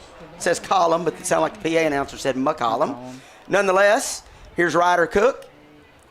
Dropping back, scrambling around a bit. He's feeling the pressure as he heads out of bounds and just throws it out of bounds. Pass incomplete. And we got 10 seconds left here before the break. Again, we're going to show you some videos at the half. Stick with us, though. We will be back for the second half. Got a great staff on hand here tonight. Mr. Abe Dismas, our IT technician on hand. Great setup here from McConnell Stadium in Conway. And I've got some text messages saying the stream has been great, so thanks for tuning in tonight. All right, here's Cook. And that's Harris going in motion out into the flat, and that's where they swing the football. Harris with the grab. Going to be brought down. David Liddell again with 4 seconds to go.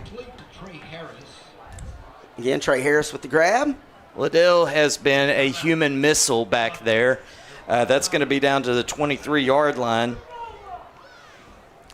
And basically, you've got 1 play left as the Wampus Cats have used their final timeout here. It'd be really interesting to see if they go for the touchdown or if they decide to kick it. If they decide to kick it from here, it'd be a 40-yard field goal. Not sure what Will Upton's range is.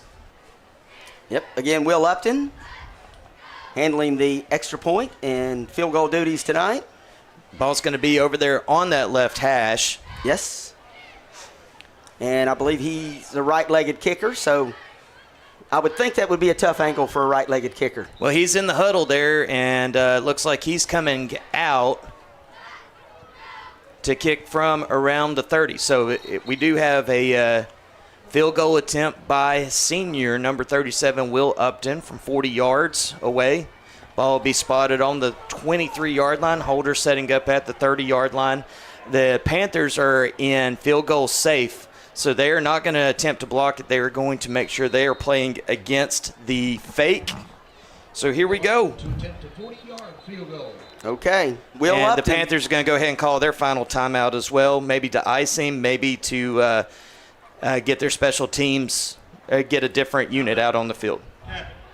Their final timeout of the first half. All right, 27-14 with 4 seconds left here in our first half from McConnell Stadium on the campus of Conway High School for this third week matchup of 7A Central Conference football, the Centennial Bank Bowl. These two teams are no strangers. This is a storied rivalry. And here in recent memory, the Wampus Cats have held on to that Centennial Bank trophy. But I do know this is my 5th year at Cabot High School working for the district. And I know that at one point we did have that trophy, and it would be great to load it on the bus tonight and bring it back home. I believe it was 2022, the Panthers, it was the year before Buck James came over from Conway. The Wampus Cats went into Cabot and got absolutely dominated at the line of scrimmage, and several personal foul penalties there by the Wampus Cats. It was a great win for Cabot. Here's Upton's kick from the left hash. He's got a lot of leg, and it is good. Wow. Nice kick by Will Upton. Snap was good, hold got down, kick was up, and just like that, or with that rather, that makes it 30-14. As we head to halftime here, our Panthers certainly in this fight, a good first half showing. Again, great play by our defense. Our offense is producing some points. We just need more stops. We got to get in the paint a few more times. But we are in this football game, a big rivalry game here tonight in Faulkner County from McConnell Stadium. Again, we're going to show you some videos from the Cabot Public School District, Cabot Public Schools, and then, of course, Jeremy Caden Shells, senior broadcasting student, and myself, Mitch Lilly. We will join you guys shortly after these videos, and we'll crunch the numbers from the first half. But for now, we'll see you in a bit.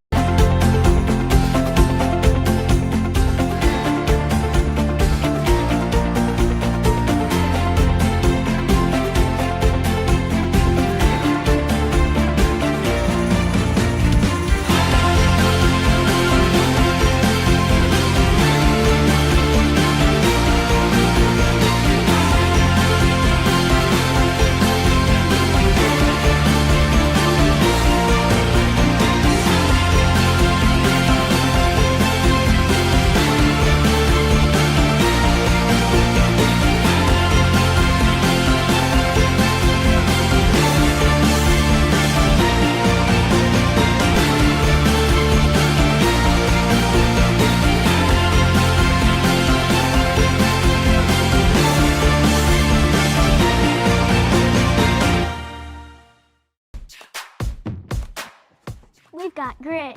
In the classroom. And on the field. We're making waves in here. And out there. We're thinkers, Dreamers. innovators, And doers. And we're funny too. we build robots. Light up the stage. And lead in our community. Cabot Public Schools. More than a school. More opportunities. More for every student.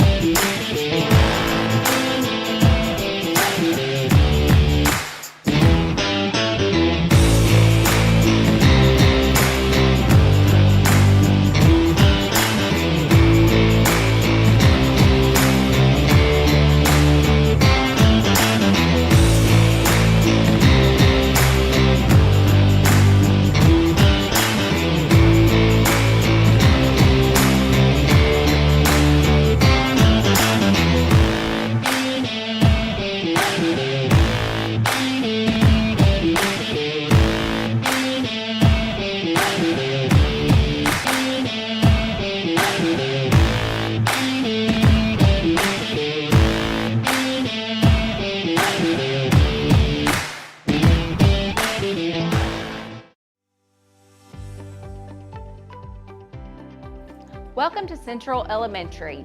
My name is Julia Treadway, and I'm proud to lead this incredible community of learners. Central Elementary is a special place, a true neighborhood school nestled in the heart of Cabot. Our mission is clear, working together to prepare all students for a successful future. At Central Elementary, we are one heartbeat, one school, with a dedicated staff working together to ensure every student succeeds. We encourage a positive and nurturing learning environment where all students are safe, valued, and supported. Our classrooms are buzzing with creativity. Our dedicated teachers inspire a love of learning through hands-on experiences.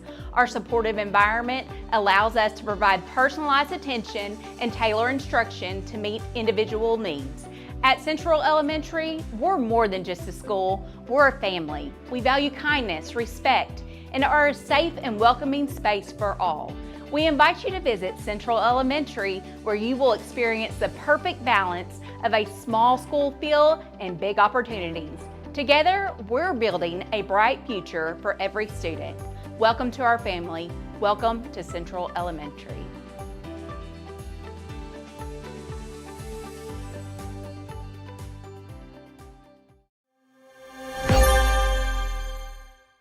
Hi there, I'm Carol Skibba, proud principal of Stagecoach Elementary. At Stagecoach, we like to say, there's no place like home, because we truly believe it. We're dedicated to creating a warm, supportive environment where every child feels loved and encouraged to reach their full potential. From exciting opportunities like robotics, STEM Club, and Chess Club to everyday learning, we're here to help your child grow in all aspects. Our small school feels like family, and we value teamwork, creativity, and giving each student the individual attention they need. We treat every child as if they were our own, making sure they feel heard, respected, and cared for. We also know that life can be full of ups and downs, but we're here to support our students through it all, celebrating every success with high fives and cheers along the way. We'd love for you to join our Stagecoach family. Come visit us and experience for yourself why SC is the place to be, because there really is no place like Stagecoach.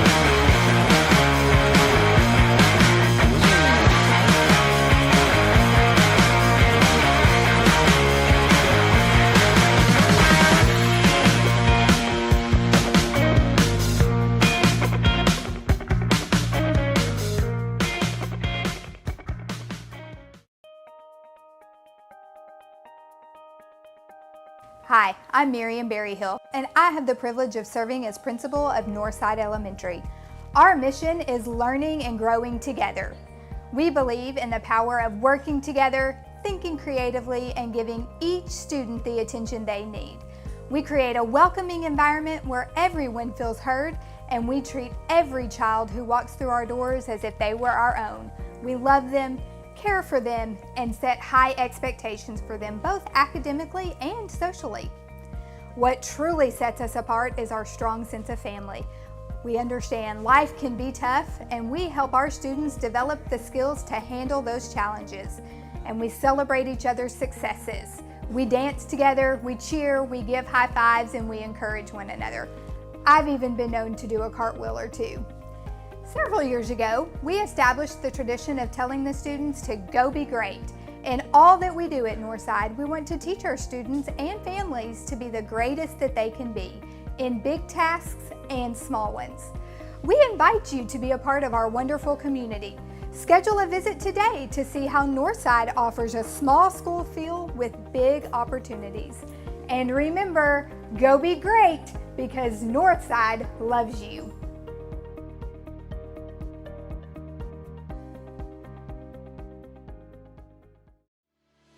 We do need to make sure that we recognize our Cabot Public Schools Teacher of the Year. And this year, that award goes to... Look around the room, and I want you to look at the people who came with you. I want you to look at the administrators who are so proud of you. I want you to see the community members that support you and are grateful to be a part of this district. I want you to see the school board members that are so thankful that they get the chance to lead us. And just know that you are absolutely special. And I promise you, you are seen. And the work you put in is evident to those around you. Thank you for your passion, your dedication, and your extraordinary impact. You truly are the best of the best, and we are so proud to celebrate you tonight. We do need to make sure that we recognize our Cabot Public Schools Teacher of the Year. And this year, that award goes to Susan Ford.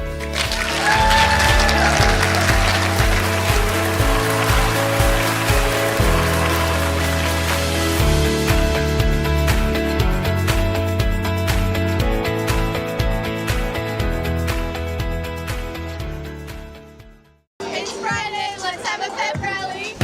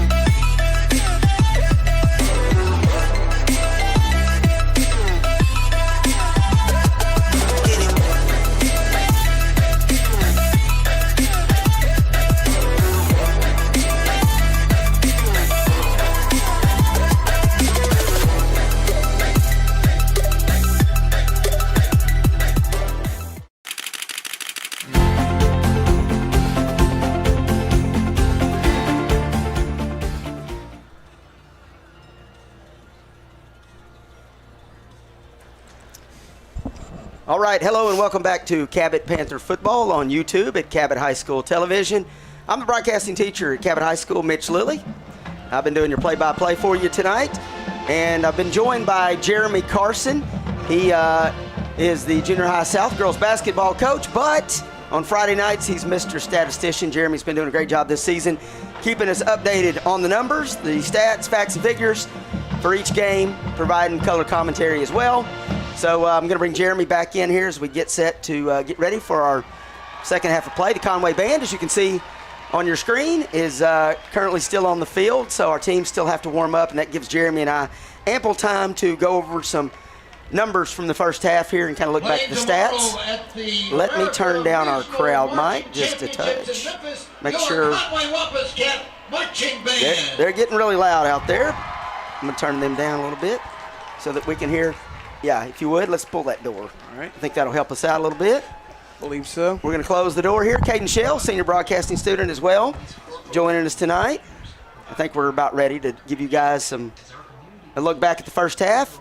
And Jeremy, I think if you're ready, let's start with just scoring drives. Let's talk about how this game has unfolded thus far. Yeah, Mitch, we're here at halftime, and Conway's got a 30-14 lead over your Cabot Panthers. The way that it started off, the Panthers took the opening kickoff, went 3 and out, and Conway Wampus Cats didn't take any time getting on the board. Carter Crow with the 6-yard rush. Will Upton's extra point was good. That was a 6-play, 49-yard drive. Took 2 minutes and 41 seconds off the clock, and the Wampus Cats were up 7-0. However, Cabot would come right back down the field, a 4-play, 74-yard drive, capped off by a 34-yard pass from Maddox McCrory to Aeneas Arnold. Lucas Blaylock's extra point was good. That made the score 7-7 at that point about midway through the first quarter. Conway comes right back down the field, though. Cambrian Blackman on the receiving end of a 13-yard pass. Will Upton's extra point was good. It was a 9-play, 69-yard drive. Took 3 minutes and 2 seconds off the clock, and at the end of the first quarter, Conway led Cabot 14-7. Conway would extend that lead to 21-7 on a Trey Harris 2-yard touchdown run, capping off a 6-play, 40-yard drive with 2 minutes and 28 seconds to go. Will Upton's extra point was good, and then Cabot. I see all these CHSs on there. I have to look back. Cabot come right back down the field, made it a one-score game again. Cooper Powell,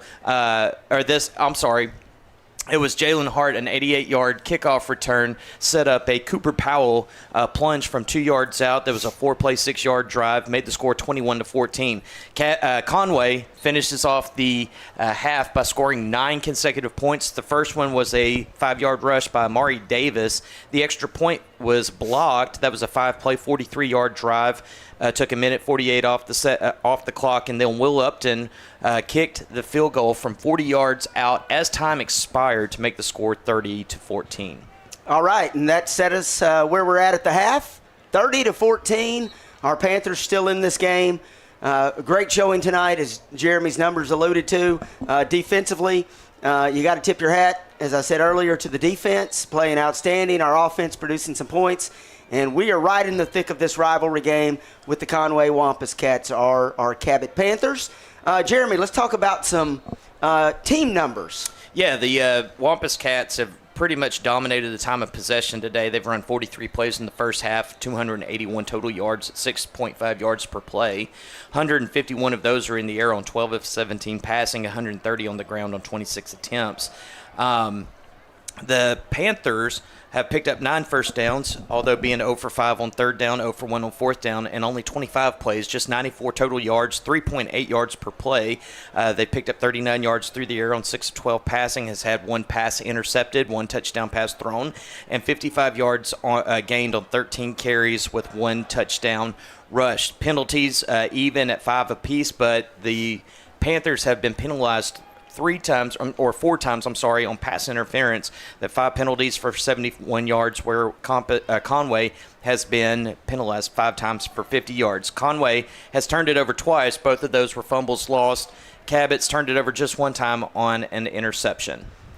All right. I think we have just a little bit of time here. Maybe some high points, some individual stats, if you could, for us. Absolutely. Maddox McCrory, Panther quarterback, he is 6 of 12. 39 yards. His longest is a 34-yard completion. Everything else has been pretty much just dip and dunk off to out to the outside as an extension of the running game. He has picked up 8 yards on 1 carry. Cooper Powell's picked up 12 yards on 47 carries. Those are the only 2 Panthers that have a rush in this game. Aeneas Arnold has been targeted 6 times. He has 2 receptions for 40 yards and a touchdown. Cooper Powell has been targeted twice. He's got 2 receptions for just 4 yards. Bentley Harrell has been targeted twice. He's got 1 reception for 2 yards as well. All right. So, Jeremy, with the scoring drives, or first half summary, and then the team numbers, as well as the individual stats. Thank you for that, Jeremy. So we are set for the second half of football here from McConnell Stadium. Again, it's the 3rd week of 7A Central Conference play. Our Panthers 1-1. Conway coming in 2-0 in conference play. Of course, the non-conference really doesn't matter at this point. It's all about trying to get in these 7A playoffs later in November. So we're set. It's going to be Dean Heyer to kick it away here for the Panthers. And I'll tell you what, guys, it's been a long week for me. And I'm going to take a little break here, and I'm going to let senior broadcasting student Caden Shells call the game here with Jeremy. I'm going to mute my mic and step out for just a second. Caden, we're going to let him take it away. Again, Caden, one of our senior broadcasting students. And don't forget, Caden, to remind, we do have our clock on tonight on the screen, but keep reminding everybody about the down and distance. All right. All right. So I'm going to mute me. So it looked like Cambrian Blackman on that catch for the kickoff right after halftime. Starting out with 12 minutes. Got Cabot defense, Wampus Cat offense. Starting at about the 32.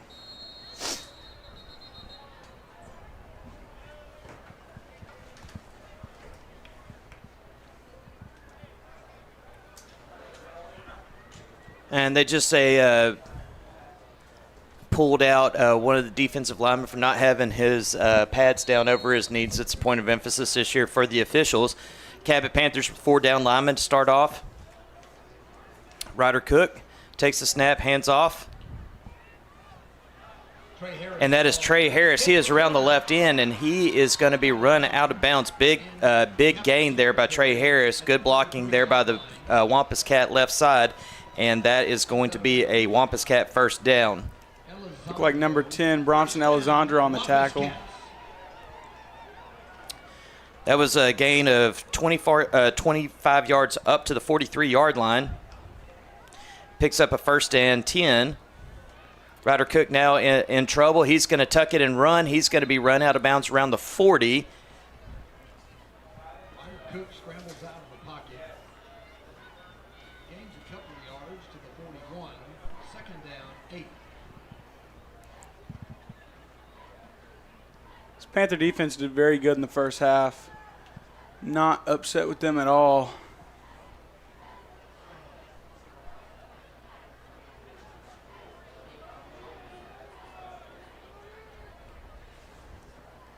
Like Wampus Cats are getting ready for the snap. Throw to number 10. Cook passes. Alex McCray. Alex McCray. McCray takes it to For first down. line. First down, Wampus Cats.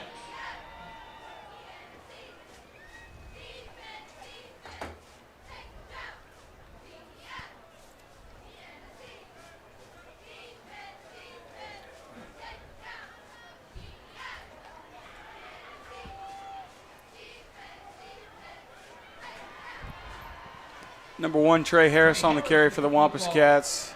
Gets a very big gain Down to the 7. over the first down marker to the 7-yard line with 11 minutes, 15 seconds to go in this third quarter.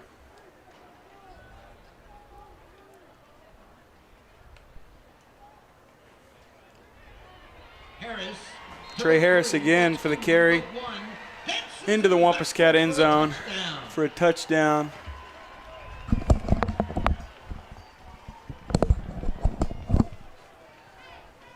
Bringing the score to 36-14 before the extra point attempt.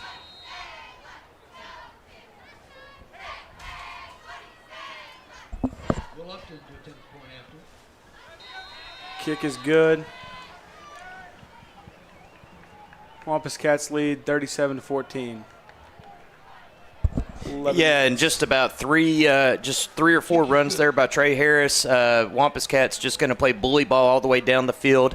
Only took 54 seconds off the clock. It was a 67-yard drive in 4 plays, and just attacking the right side of the Cabot defense with Trey Harris. He's a big back. He's got a lot of speed, really tough to contain there.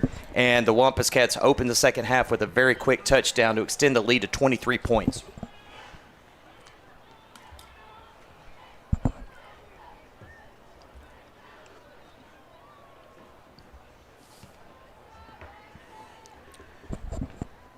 Andrew Godwin and Jalen Hart to return.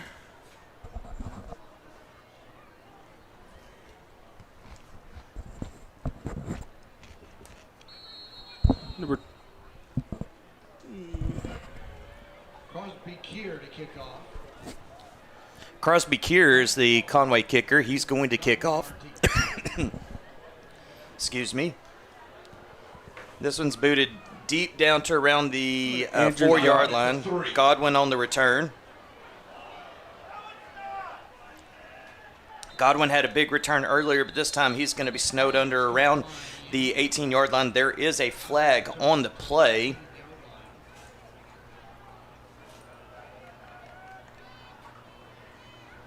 It was number 22 was on the stop.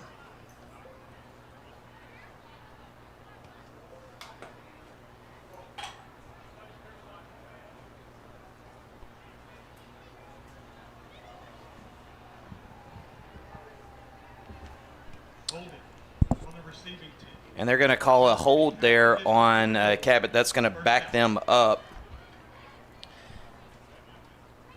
Should be about half the distance to the goal. That's from the 18-yard line down to the 9. So that's where the Panthers are going to start. So trouble for the Cabot Panthers to start off with. They give up a long touchdown drive and then suffer a penalty there on a hold. That's going to take them back. But it's a first down just from the 9-yard line. All right. Had to make a run to the restroom. I'm back. Excuse me. All right. So here we go. Cabot Panther offense. Maddox, McCrory, senior quarterback, back out. Conway, the quick second half touchdown, and our offense looking to make something happen here. Here's Maddox, throwing incomplete. Just overthrown. Yep, just outside of the hashes and overthrown. Aeneas Arnold was his intended target right there. And that's going to bring up 2nd and 10. And the ball is on the 9 here.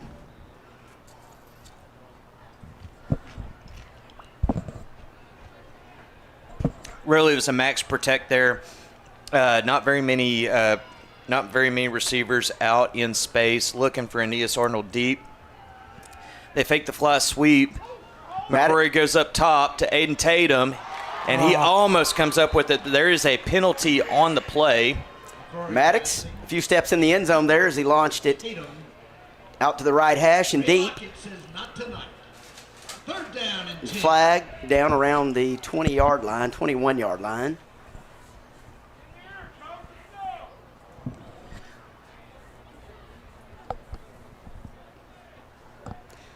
Little conversation here with our officials, and we'll. This one's going to be whistled against it's a defensive hold against the Wampus Cats. All right, so the Panthers moving the right way now. Automatic first down. There we go. Going to give us the first down. Ball on the 18 now. It's Maddox McCrory. Christopher Fowler in the H-back position, leading the way for Cooper Powell here. Powell has some running room, folks. He's across the 30, the 40. He's still on his feet as he tightrope walks near midfield, and he's going to be brought down around the 26-yard line or so. Great run by Cooper Powell. You can never count him out, folks. He is tough as an old rubber boot, and he shows you all about it right there. Great running, and the chains are moving. That was a 51-yard run by Cooper Powell. Got a great block there at the point of attack, and it took on a defensive back, and the defensive back was worse for it, and sets up the Panthers. 1st and 10 from the 30-yard line. Davenport is the new ball carrier, Braden Davenport. He's going to take it down to around the 27-yard line. Braden Davenport seeing some action tonight. We've seen him throughout the season. A good 1-2 punch with Cooper Powell. Another senior running back that's been quite impressive this year. All right, here's Maddox on the left hash. Dropping back. Going out right to the paint. Touchdown. That's a touchdown. All right. Aiden Tatum. Maddox McCrory threw an absolute dime. Perfect pass by Maddox. Nope, it's Bentley Harrell on that. Perfect pass by Maddox. Great grab by Bentley Harrell. Great pass by Maddox. Bentley Harrell, one of our senior wide receivers.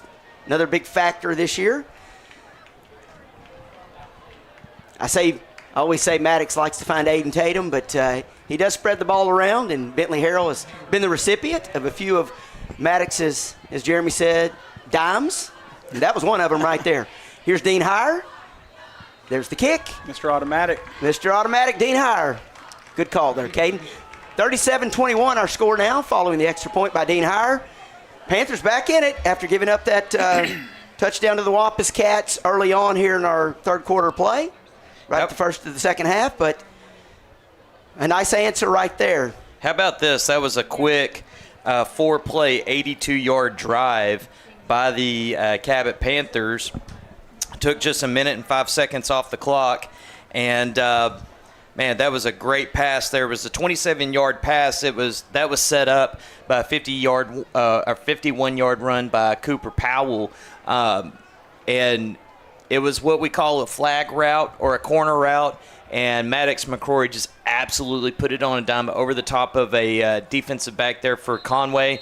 And Cabot's cooking, man. They got to get a stop here. It's going to be really interesting if the left side of that defensive line the right side of that defensive line can start holding off a very powerful Wampus Cat attack. If they're able to get that stopped and kind of force Conway back inside to those linebackers, watch out. The Cabot could get back off the field. Dean Heyer on the kick again.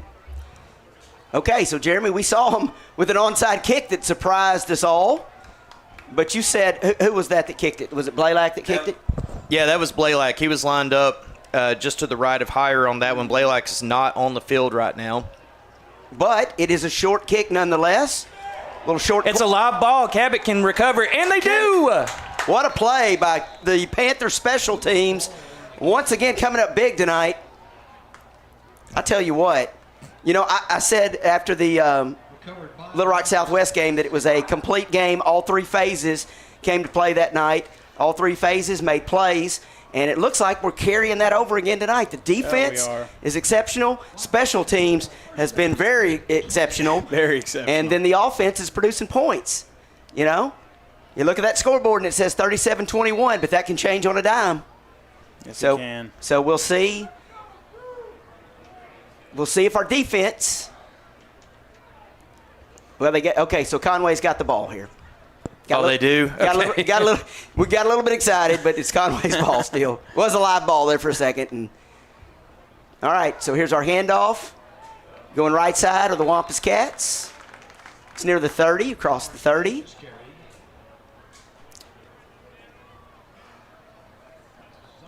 And a pickup of about 2 yards, they say. 2nd and 8. And ball on the 30-yard line. About 9.5 minutes left in our third quarter of play. We've got our clock working tonight. We know that's a big thing for our viewers. They'd love to know how much time's left in each quarter. So we're trying to provide that for you guys tonight. Oh. Here's a scramble by Conway to the left side. Cook still on his feet. Brought down short of the first down line to gain there. But a nice run. Great effort by Cook, Ryder Cook, the sophomore quarterback, who's been the starter since number 12, Wesley Tapp, their highly touted senior quarterback, got injured against Bentonville. Ryder Cook has stepped in, taken over. He's in the pistol here with the back standing directly behind him. Little inside handoff on the sweep around. Wow. But our defense snuffed that out. Great job. Carlos Lozano leading the charge. And Bronson Elizondo and Carlos Lozano. Be 4th down. The Zoe boys. Yeah. Getting that one going. Good job by Carlos, one of my 6th period students. Proud of him. Exceptional young man. And we're going to see a punt here for the first time. Will Upton's going to be back to punt for the Conway Wampus Cats. Big stop there for the Cabot Panthers. Aiden Tatum back deep to receive. Pretty sure-handed Aiden Tatum. Knock on wood as I say that. Going to let this one bound. And let a Conway player down it about the 21-yard line. And that's where the Panther offense will come out with just under 8 minutes. 7:58 left in our third quarter of play. Ball's going to be spotted on the 23, actually. And 1st and 10 for the Panthers. Offense huddled up. Coach Reed trying to guide this team. 80 yards here for another score. That'd be awesome. Still loving the effort with this team. They could have packed it up, and they could have called it a season weeks ago, but they fought through this very tough non-conference schedule. And now we're getting into conference play, and they're making some noise here. There's Maddox, complete to Cooper Powell. Nice catch by Cooper. A shifty move, stays on his feet, across the 35. At the 7:50 mark. Clock's going to stop as they move the chains. Panthers picking up another first down. Here's Maddox out of the gun. Cooper to his left. Little shovel pass to Cooper. Met pretty quickly by number 14 for the Wampus Cats. That is Hayden Green. Hayden Green going to run Cooper Powell out of bounds. Skill players for the Panthers on the field right now. Aeneas Arnold, Aiden Tatum, Bentley Harrell, Cooper Powell, and Maddox McCrory, our quarterback, taking the snap along the hashes. Straight drop. Got some time here. Has some time, rather. But he overthrows his target. Again, that's Aeneas Arnold. So since Aeneas Arnold's touchdown reception in the first quarter, we've had trouble connecting with Aeneas, but certainly he's been targeted a number of times. Been nice to complete that, but we take the shot on second down there. Going to bring up 3rd and 10. Ball on the 36 here. 7-12 in our third quarter play. Motion from Harrell. It's Maddox. Looking to the right hash, up the field, near midfield, but incomplete for Aiden Tatum. Tatum having a few words with some of the Wampus Cat defenders there, but that's going to bring Lucas Blaylock out as the Panthers punt it away on 4th and 10. Lucas can boom it. He has a big leg. We'll see if he can flip the field here. Give our defense another chance. Defense is playing great. Just a quick second half touchdown by the Wampus Cats, the only scoring here after the break. And that kick sails out of bounds. That punt might have slid off his foot a little bit. Might have hit it with the side of his foot. Don't know. Hard to tell from our vantage point. It's going to be up to the 42-yard line. And that's where the Wampus Cats are going to take over here. With 7 and change, 7:02 left in our third quarter. Just a 17-yard net punt, but they were punting away from Tay Lockett, who's electric, had a lot of good returns. Just going to take their chances with the Conway Wampus Cat offense. All right, so the Wampus Cats going to take over on the 42, as Jeremy said. Ryder Cook, a couple of backs in the backfield. That's going to be number 11, Amari Davis. Davis goes left. Going to pick up 5 or 6 yards there on that carry. See where they spot it at.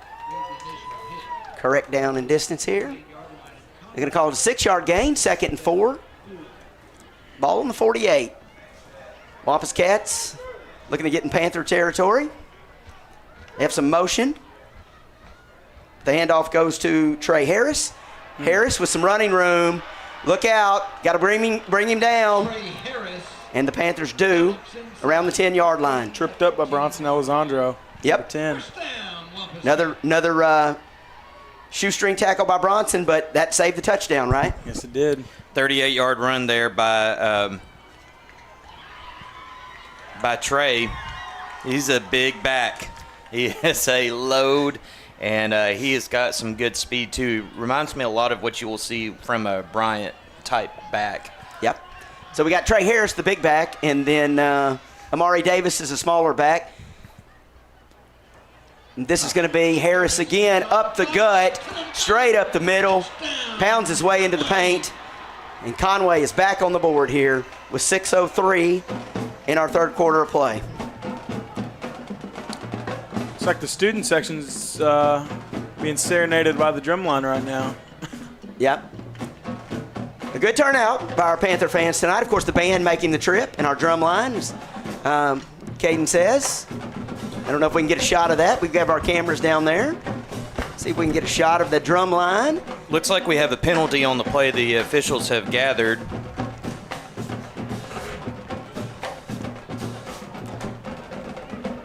Okay. And it looks like it's going to be against Conway.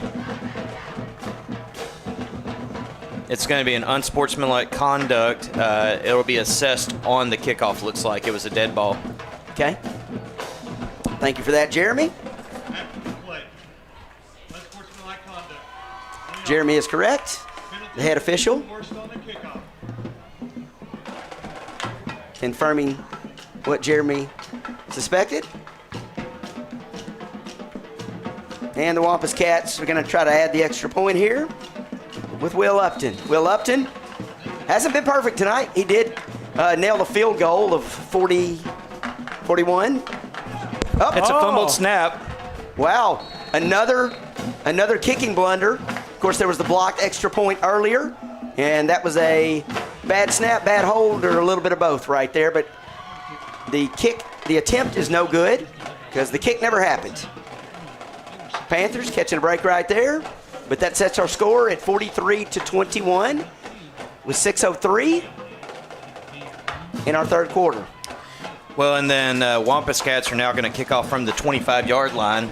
So Cabot should get pretty good field position, and if they can get a really, really good return here like they got earlier from Jalen Hart, watch out. Cabot can get right back in. The scoreboard's just lighting up tonight with both of these teams' offenses. Yeah.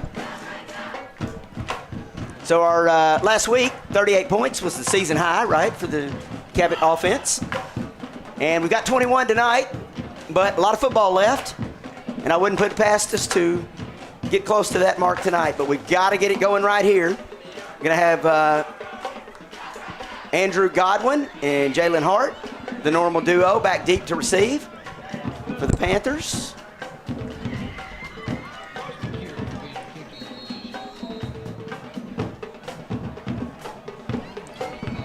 As the Wampus Cats get set to boot it away.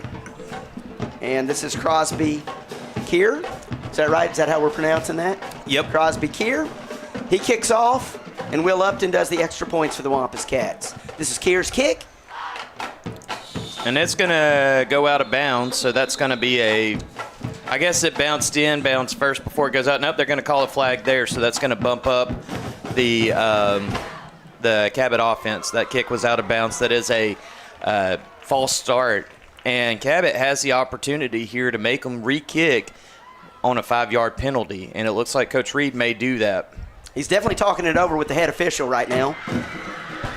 Don't know if our cameras are showing that, but Coach Reed definitely thinking about his options here. I believe they were.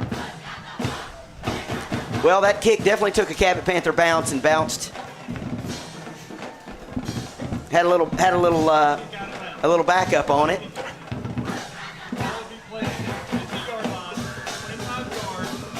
We're not going to re-kick. We're just going to put the offense on the field here. So, Maddox McCrory, senior quarterback, once again out with the offense, and he's got twins to his right. Good field position. Great field position, Caden.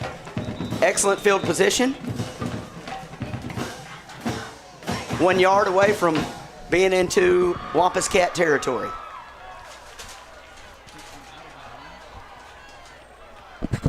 They forgot to switch the balls out. You switch out, you always get to play offense with your own ball. Yep. And so they had set the Conway ball, got that out real fast. Had Good the Conway catch. kicking ball out there. Yep. All right, so here we go. Here's Maddox on the left hash. He's going to hand to Cooper Powell. Cooper working his way up the middle. Centers it back up. Picks up a couple.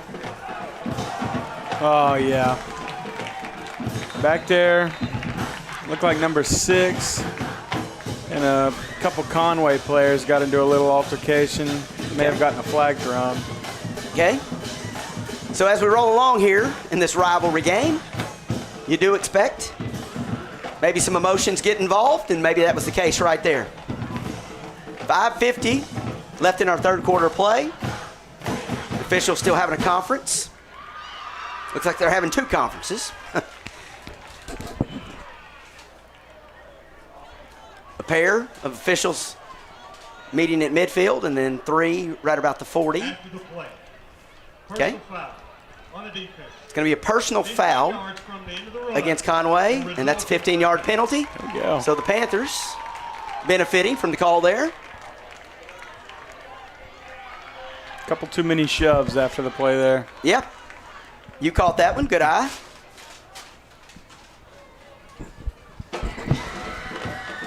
Offense looking to the sideline is Coach Reed.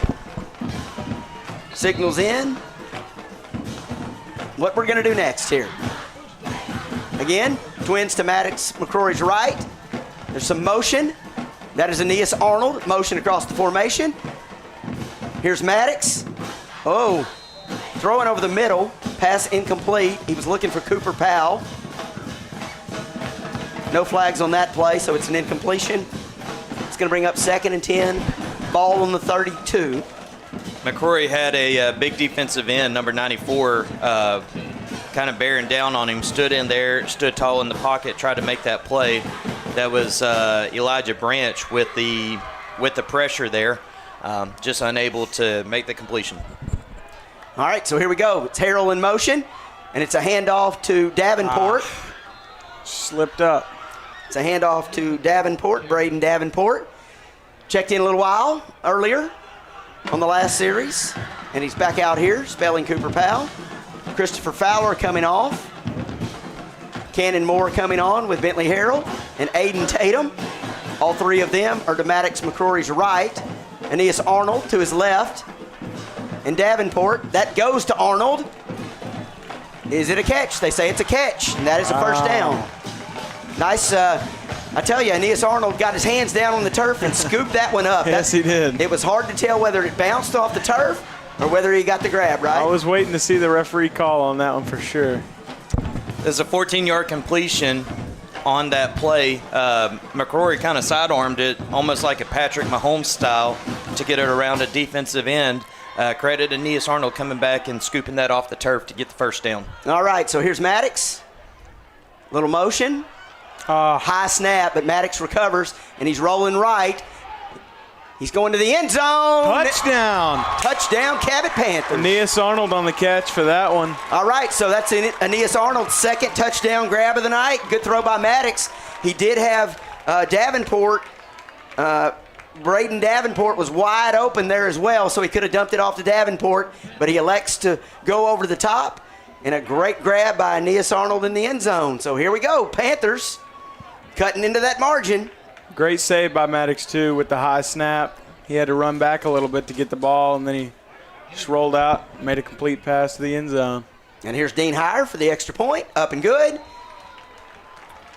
And with that, our score, 43-28. That was a 5-play, 50-yard scoring drive. Took a minute and 13 off the clock. The last play, 19-yard completion from Maddox McCrory to Aeneas Arnold. Aeneas caught 2 passes on that drive for 33 yards. There we go.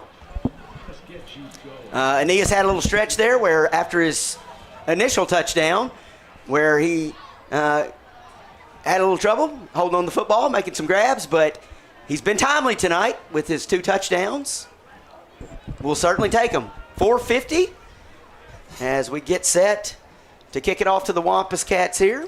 But I tell you what, the Panthers came very close to recovering a kick the last time. Conway just barely jumped on the ball. We really thought Cabot had it, but Conway wrestled it away right there at the end. Really interesting to see what Cabot's going to do here. He's already shown a little bit of trickeration on these kickoffs, and maybe just kind of getting ready, too, for Pulaski Academy team that likes to do a lot of shenanigans on the kickoff as well. That's right. Well, I'd heard a little rumor that we might not kick it deep to avoid some of their return men. Number 0, Tay Lockett. So we'll see what happens here. Again, when Lucas Blaylock comes on to kick, I've come to understand that he has the stronger leg, but Dean Heyer is more accurate. So we have kind of a two-headed sword here when it comes to kicking. It's another short bounding kick, and it goes out of bounds. Kick is out of bounds. So I think we're trying to kick it to that corner again, Jeremy, and trying to see if we can somehow luck into somebody being asleep over there maybe, you know? Yeah, and they've had It's almost happened a couple of times already. That one just kind of bounces out of bounds. There's going to be a penalty, some additional yardage. It went out of bounds at the 36-yard line where they have it spotted. Oh, at the 38. You were right the first time. Yep. So it's just going to be a 5-yard net of just a 5-yard gain. So the Wampus Cats will start at the 43-yard line. All right. So, Ryder Cook back out with the Conway Wampus Cat offense. Alone back behind him. He's got twins to his left and one receiver down to the bottom of the screen. Handoff goes to Amari Davis, and number 11, Amari Davis. Looked like he was going to be down, and we have a flag after the play. I think there was some, our fans are clapping. So maybe there was some... fans are hyped up, actually. Some activity going on after the play here. Well, I've seen a little bit of that from the Conway Wampus Cats, a little extra blocking, a little extra, like just trying to bait Cabot into personal fouls. And it looks like Cabot's cleaned up some of the issues that plagued them over at Little Rock Christian and are not buying that. And the officials are starting to crack down on some of the things that Conway is doing. Got to keep your composure. And our players certainly the last 2 weeks have done that. Great sportsmanship. If you talk to anybody, they'll tell you that the students at Cabot High School and our student athletes that play on our teams in our athletic program are certainly well-mannered and show a lot of sportsmanship, and we have come to know that as a fact, and it's showing tonight.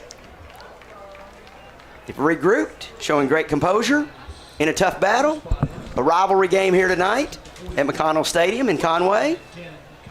So there was a run for 15 yards, a penalty for 15 yards, and we're back exactly where we started, 1st and 10 from the 43-yard line before that last play. All right. Jeremy getting his reset here is Ryder Cook. Comes out in the pistol, and he's going to hand to, I believe that's Davis again. Yes, it is. Yep. Amari Davis out across midfield. Close to a first down. Be short about a yard or two. Yep, going to bring up second. Second down and 2, ball on the 49. Wampus Cats in Cabot Panther. Oh! Intercepted. How about that? Jalen Hart. Intercepted by Jalen Hart. Wow. Jalen Hart with the interception. Wrestled out of bounds around the 40. And the Panther offense is back in business thanks to the defense again. Great effort tonight by the defense. Jalen Hart earlier had a big kickoff return for 88 yards, and now he comes up on defense with a crucial interception here in our third quarter play with 4:04 remaining in the third quarter. Offense huddled up and coming out. Got our offensive line hard at work tonight. Again, some of those guys, Riley Cochran at center, Nathan Reedy at tackle, Jacob Smith at guard, Preston Collins at guard. Our other tackle is Bennett Allen, and I think I covered all the guys there. If I missed somebody, we'll hit you guys again here in a second. Here's Cooper Powell going across the 40, the 45, shoved out of bounds just before he got to midfield, or maybe they're going to say he was right at midfield on the 50-yard line. Nice run by Cooper Powell. Great blocking. Again, kudos to that offensive line. We do have a flag on the field. Didn't take the head official long to figure this one out. On the offense, 10-yard penalty from the spot of the foul. Replay first down. What they call their holding? Yeah. Holding the penalty. It's too busy listening to myself talk instead of listening to the PA announcer. Okay. So here we go. The head official, rather. It's Bentley Harrell in motion. And we have another flag.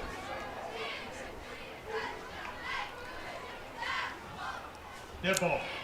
False start on the offense. Yep, another penalty on the offense. Okay, we got to regroup here, offense. Our offensive line's still doing good, missing number 76, Kenny Bowers, due to a knee injury earlier in the season. He was kind of a leader of that O-line. Yep, Kenny Bowers Certainly hate to see that happen to him. Missing his entire season, but some guys have stepped up in his place and doing a great job. That pass is out to the right and complete. That is Cannon Moore. Yeah. Cannon Moore with the grab. And there's another flag. That one over on the far side, the Conway sideline, near the Conway sideline. Clock's going to stop again with 3:47. Again, we put a clock up tonight. We just want to try to give you the best viewing experience, bring the best viewing experience we can to you guys. And we know the clock is something you want to see. You can see the score, you can see the quarter, but you want to see that clock. So hopefully that's helping you guys out tonight, keeping you informed. We don't have the down and distance, but I'm trying to be real diligent about providing you guys with that information. So we're working on it. Well, we have a little delay here. The officials talking over exactly what they saw here. Kind of curious myself. Yeah. Pass interference on the offense. And they're calling pass interference on Cabot. Previous spot. Second down. So the Panthers moving backwards here, following the penalty. Offensive pass interference. Offensive pass interference. Not a common, not a common call you see. It's a pretty strange call. I didn't even know it was a thing till about a year ago. So I'm thinking something like a pick play or something like that, Jeremy. Yeah, Jeremy nodding his head. Probably, and I don't know. I don't know what they saw, but now it is first and forever. First and 34. Ball on the 17 here. Maddox. Delayed handoff to Cooper. He's got some running room. Getting some blocking downfield. See if the Zebras throw a flag on this one.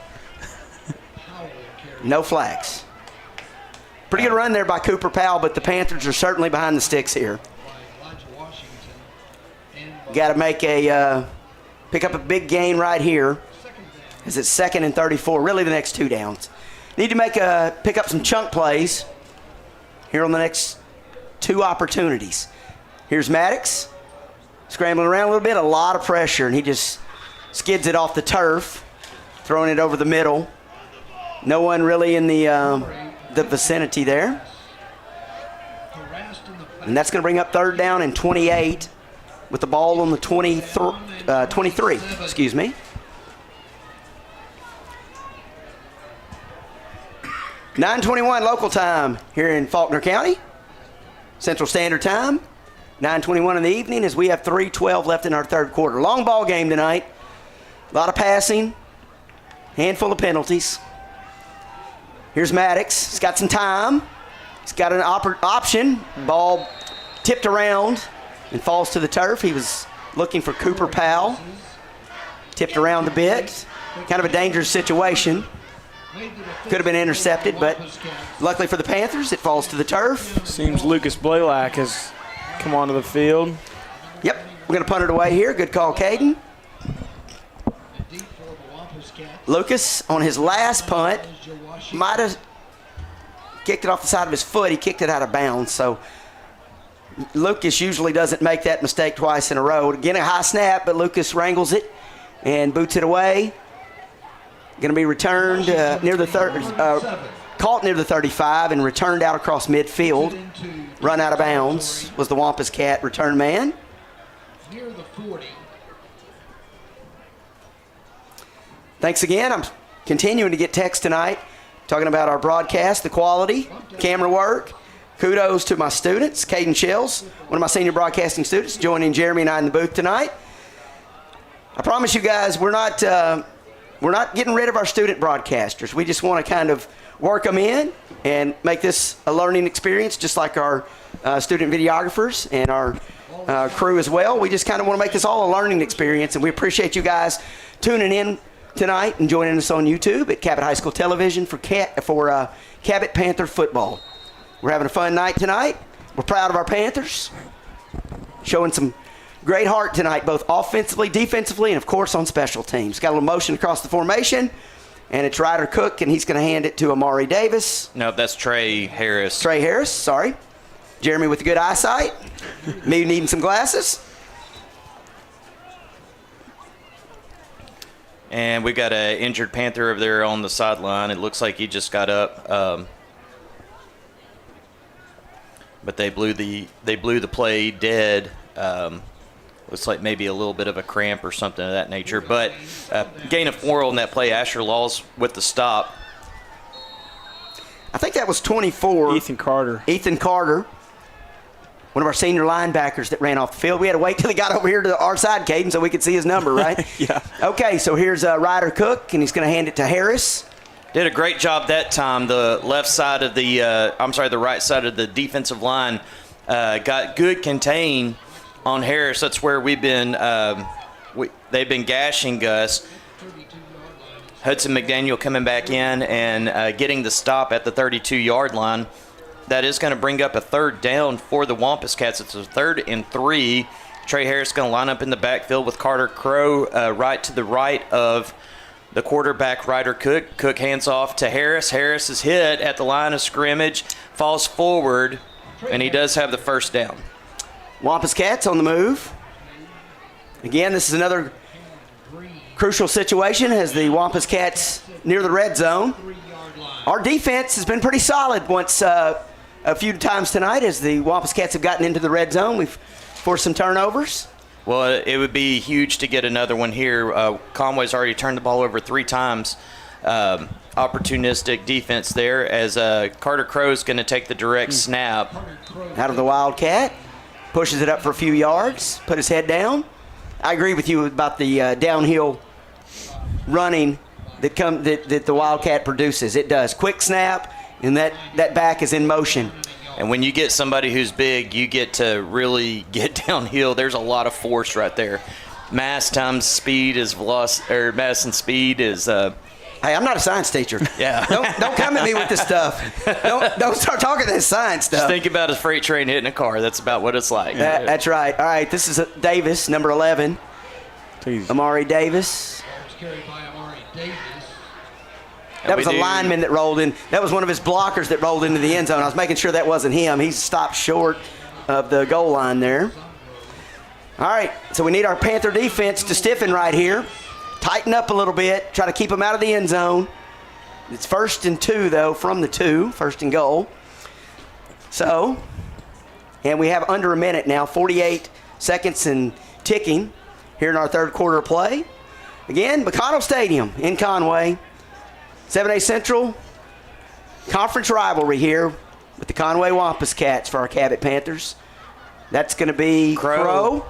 He's initially stopped, but I think he spun out of it. He's still down. Still short of the goal line. Can spot him about the 1. It's that defense again. I tell you what, they're fighting tonight. They have great effort. And that was, they had him wrapped up, and Crow kind of spun out of it. But they still kept him out of the end zone. And Conway's just going to be happy to end the 3rd quarter here. So we're going into the 4th quarter. It's a 15-point game. Of course, Wampus Cats are on the doorstep here. But it'll be 2nd and 1 when we begin quarter number 4 from – 2nd and goal when we begin quarter number 4 from the 1-yard line. Yes, indeed. Panthers heading down to the other end. 12 more minutes of football here from Conway tonight. Beautiful night for football. Cooler air tonight. Did you notice that? Did you guys notice the... I definitely noticed that. Beautiful weather tonight. I'm going to check the exact temp and see what we got. Well, this morning I saw my breath when I stepped out of the house. So. Yeah. 63, 64 degrees tonight, somewhere in that ballpark. Phone says it's 66 in Little Rock. But that's certainly cooler than we've seen thus far. We've had some steamy nights. It is 67 in Conway is what? 67 degrees, okay. Still, though. It's also 67 at Cabot South where they're having their blackout dance tonight. Oh, yeah. Okay. Everybody doing the 6-7 dance. Are you upset that you're not there, or are you happy you're here? Oh, I'm much more happy to be here. I can promise you that. My daughter would think I was cramping her style if I was there. You mean you didn't have dance duty tonight? I opted out of that one. Okay. Glad you're here, though, Jeremy. We always appreciate your insight and your stats. Tremendous addition to our broadcast. That's Crow. They're trying to get Crow a touchdown on homecoming, and he does get in. All right, so after multiple efforts, Crow gets in. Carter Crow, a senior, they call him wide receiver, but he's seen him a lot out of the backfield tonight. And the Conway kicker, Will Upton, will come on to attempt the extra point. Upton's had a tough night. A block kick and a botched snap. Not this time, though. It's up and through the uprights to make it 50-28 here as we just start the fourth quarter of play, 11:53 to be exact. So it was a 7-play, 39-yard drive. Took 3 minutes and 1 second off the clock.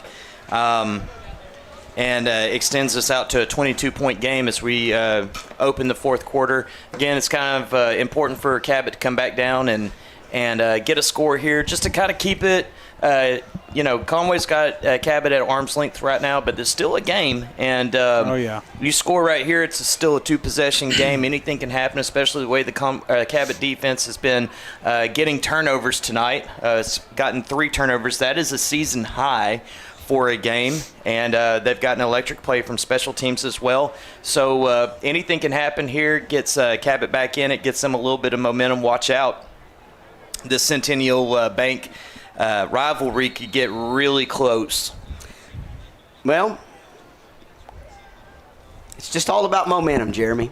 And I tell you what, we've got the right unit out on the field that can produce some momentum right now. Andrew Godwin and Jalen Hart back to return this kickoff. Jalen Hart with an 88-yard return. Not for a score, but certainly put us in great field position and led to a score earlier in the ball game. And this is Hart again.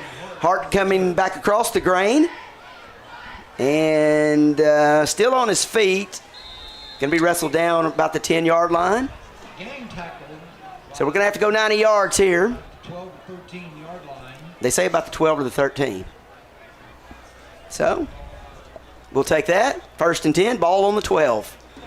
After the return by Jalen Hart, he'll take a break, come back out with our defense, hopefully after the offense goes down and scores for us here. Offense back out. Familiar faces. Still the all the starters out there for this series. Maddox on the right hash. Going to hand to Cooper Powell, going to the short side of the field. Stiff arm by Cooper. Yeah, nice. He is pushed into our sideline. That's a friendly place to end up. Yeah. Right?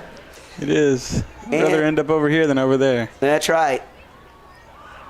But he did run to the short side of the field. Nonetheless, he picked up 8 yards on that play. It's going to bring up 2nd and 2.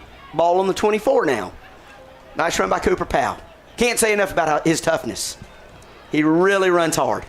Plays with a lot of heart. Here's Maddox. Maddox looking deep. Oh, my gosh. Taking a shot. That's got to be a pass interference. Come on now. No flags on the play. Wow. Not a flag. Wow. Not a bit of laundry on the turf right now. Look from our vantage point like there might have been a little something going on, but I always defer to the officials.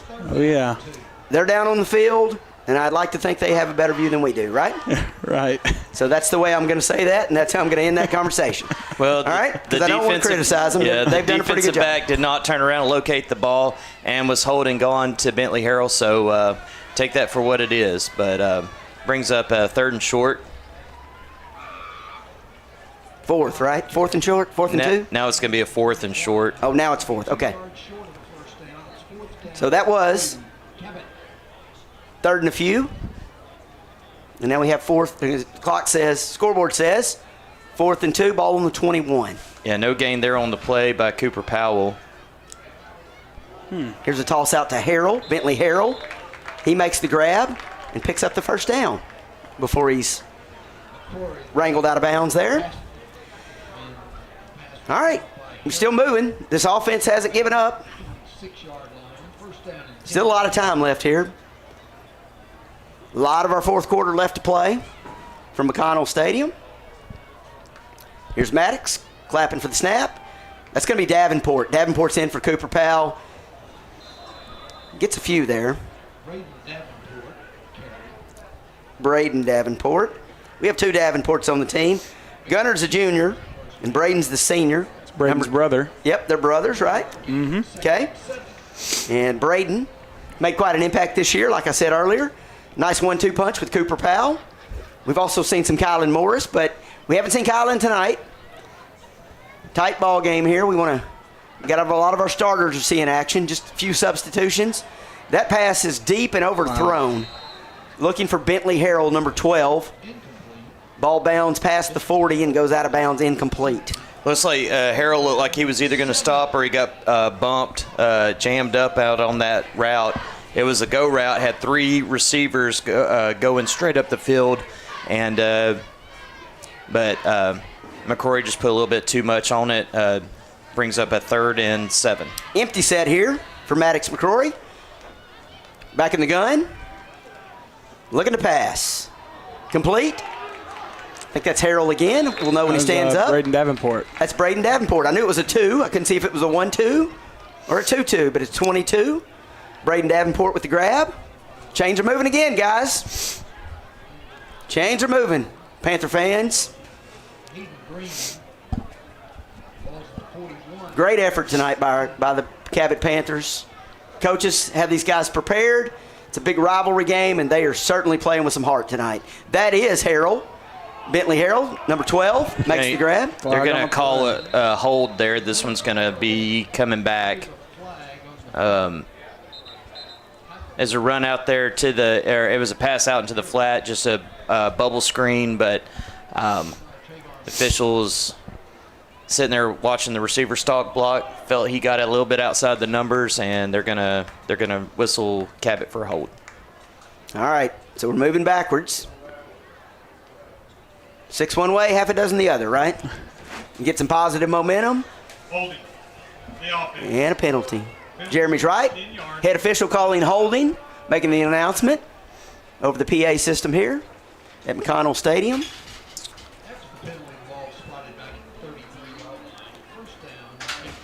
Got family texting me the broadcast is good, so. That's great. We appreciate the family tuning in, Caden Shell's family. Shout out to the update. And there we go. Here's Maddox. He's rolling right. He's going to sling it out of bounds. Had one of the guys on the chain crew ducking. Sailed right over his head and out of bounds. And that is going to bring up 2nd down here. 2nd and 18. Ball on the 33. 9 minutes, 37 seconds remaining in our football game tonight. The 2025 edition of the Centennial Bank Bowl. Centennial Bank rivalry game. Of course, the trophy up for grabs tonight. It's been at Conway for a few years. We'll see if the Wampus Cats take it home tonight. But they are not going to take it home easily. Our Panthers playing their hearts out tonight. Certainly proud of our young men and our coaches. The effort, the hard work they're putting in. Could have hung their heads, could have given up a long time ago, but they keep on fighting, and last week was a great effort, all 3 phases. And really tonight, I feel like all 3 phases have shown out. Yeah, this is the type of showing, given that Conway's a really good football team, at Cabot's showing that they've improved in a lot of areas. Credit the coaching staff there, credit your players too for continuing to develop. Passes over the middle and incomplete.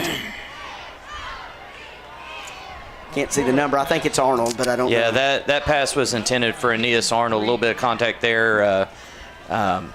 Defensive back met him about the time the ball met him, unable to bring it in, and that's going to just bring up a punting situation. All right, so Lucas Blaylock on to punt. We got senior broadcasting student Cannon Heifel on the camera. Hopefully Cannon has the punter in the shot. I'm sure he does. Tried to school these guys and make sure we're getting the punter. Blaylock's kick. It's a high booming kick up in the lights. It's out. And out of bounds. Okay. He boomed it, but again, sails out of bounds. Probably that soccer leg from Lucas Blaylock. He's also on the soccer team. Yeah. I think it's sliding a little bit off the side of his foot a couple of times tonight, maybe. Yeah. Not catching it square. 8:48 to go here in the fourth quarter. 50-28, Cabot defense back out there. They're going to be looking at Trey Harris again at that tailback position. He's been the big back. There's motion. And Ryder Cook going to hand off to Harris. Harris going right side. Popped pretty good. I believe that was Carlos Lozano over there. He was right there to meet him. Number 17. Carlos again, one of my broadcasting students, junior. Great young man. I've enjoyed having him in class this 9 weeks. 9 weeks ended today. Did you get your grades all settled up? Oh, yeah, of course. I've had those things settled up for 8 weeks. Got mine settled up today. Feeling pretty good about it. Pass out to the right and complete. Ryder Cook. Slinging it out. That's number 3. That's their highly touted receiver, Cambrian Blackman. Grab over there. Going to bring up 3rd and 1 for the Wampus Cats. Going to spot the ball on the 49 as the Cats get into Panther territory here. It's Cook. Again out of the pistol, and again it's Harris. Harris has some running room, evading some Panther defenders, and then he's going to pick up the first down to move the chains. Very agile. He just kind of spins around people when they try to tackle him. Certainly a good running back. We've seen a pretty good tandem as well for the Conway Wampus Cats coming out of the backfield tonight with number 1 Trey Harris and number 11 Amari Davis. So nice 1-2 punch, big back, smaller back, and they're a perfect combination together. A nice complementary duo. Kind of like the Braden Davenport and Cooper Powell situation that we have with our offense as well. These guys very dynamic for the Wampus Cats out of the backfield, though. There's some motion from Blackman. There's the handoff. That is Harris. Harris still on his feet and brought down about the 16-yard line or so. So, First down, Wampus Cats. Wampus Cats continuing this drive, finding success. 7 minutes and about 10 seconds, as you see from our clock on the screen, hopefully. Hopefully everything's still working with the clock. I think it is. Nothing doing on that play. Panthers all over it. Bronson Elizondo leading the charge there. I'm just going to call out. Yeah, Joey Bartlett came in first and just gave Harris a big bear hug, stopped his forward momentum, didn't let him get downhill any. It was actually a loss of a couple yards on that play back to the 18. So credit the Cabot defensive line again. Joey Bartlett having a game, man. Yeah. Early on definitely made an impression, and he's still doing things here in the second half. That pass is complete on a slant route coming back over the middle. And wrapped up by Carlos Lozano. Lozano with the tackle. Blackman with the reception. Cambrian Blackman, number 3, junior receiver for the Wampus Cats.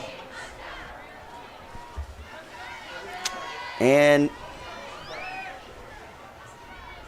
we've got Ryder Cook. Uh-oh. Panthers might have jumped right there. They sure did.